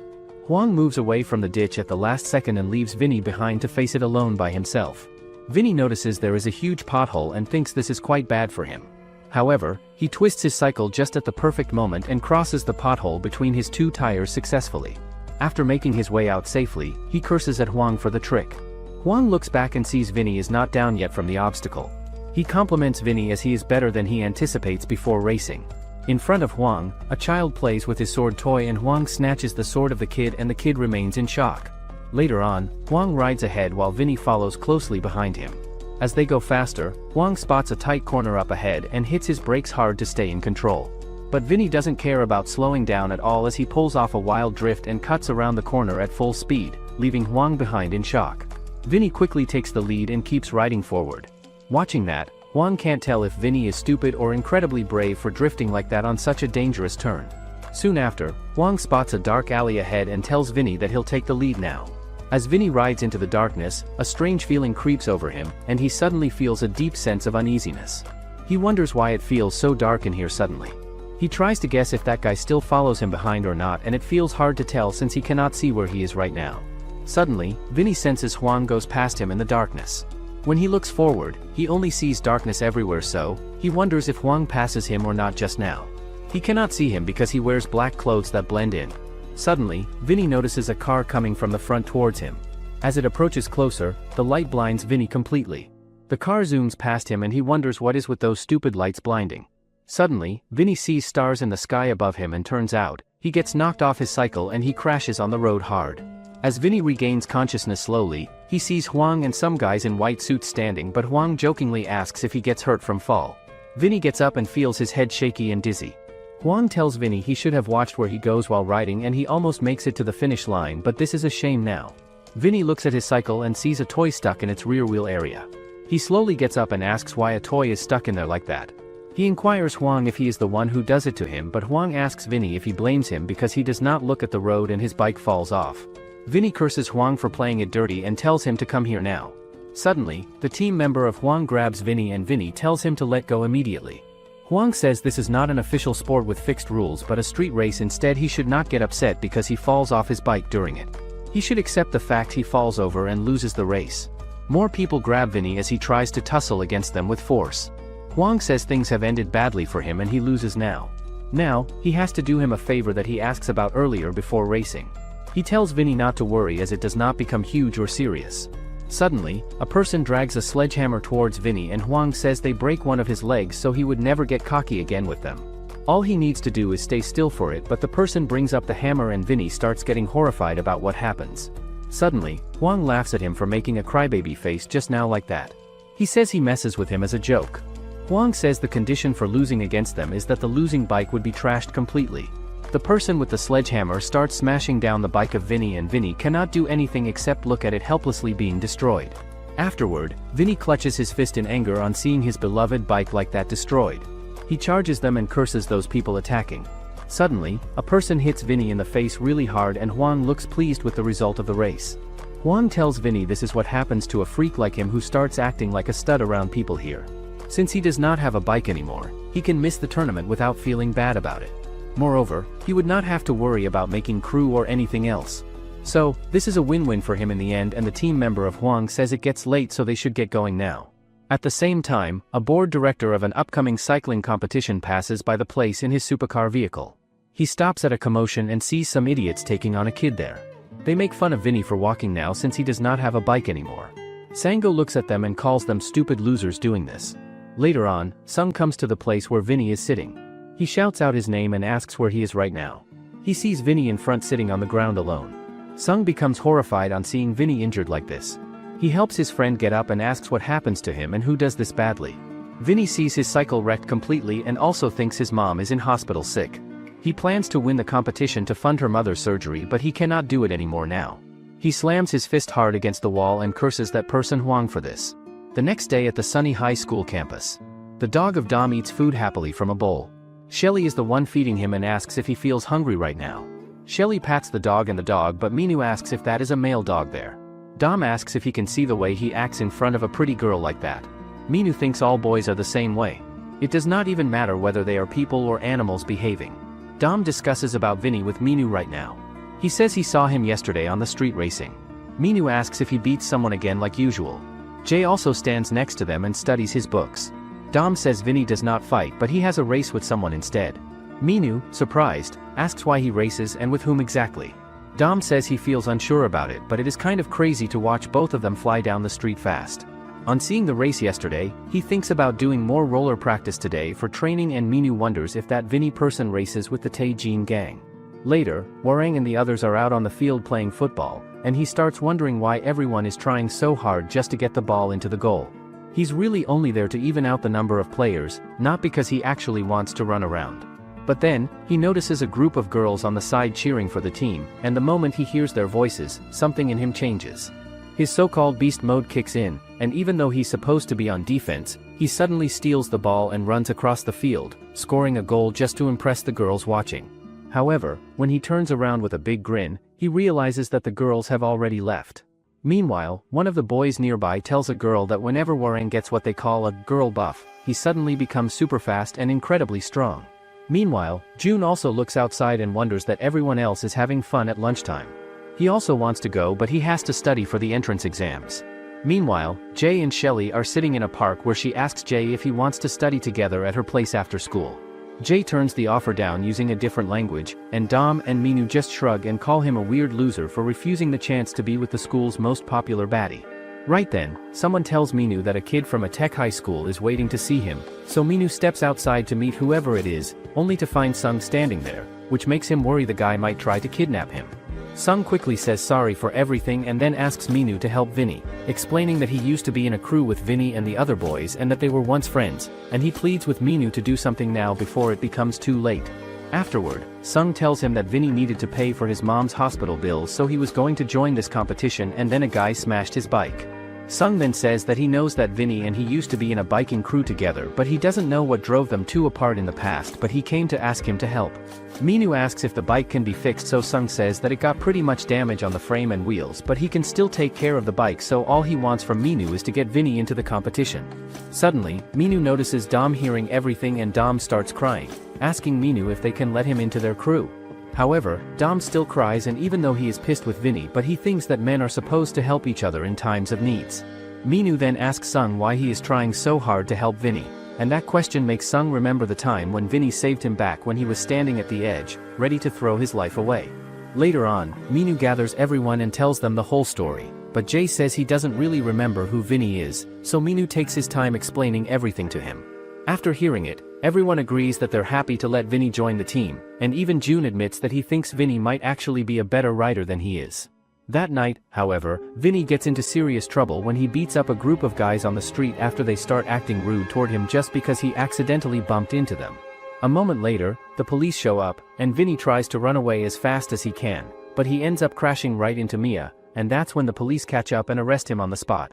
At the same time, Minu and Sung visit Vinny's house to look for him, but he isn't home and his phone is turned off too. Sung starts wondering if maybe Vinny went to visit his mom at the hospital. Just then, Minu's phone rings, and when he sees that it's Mia calling, he starts acting a little strange. Mia explains everything to him over the phone, and right after that, she hurries to the police station where the man Vinny beat up is trying to press charges against him. After a while, they manage to get Vinny released, and once they're outside, Minu looks at him and asks if he's been going around beating people up just to help his mom.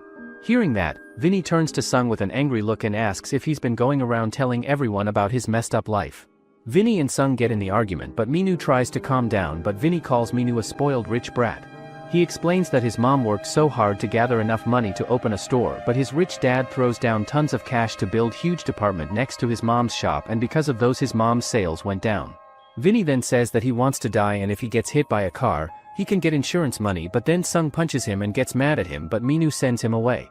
Minu then apologizes for everything and tells him that the only thing he can say is he should join the competition with them so that he can get a lot of money.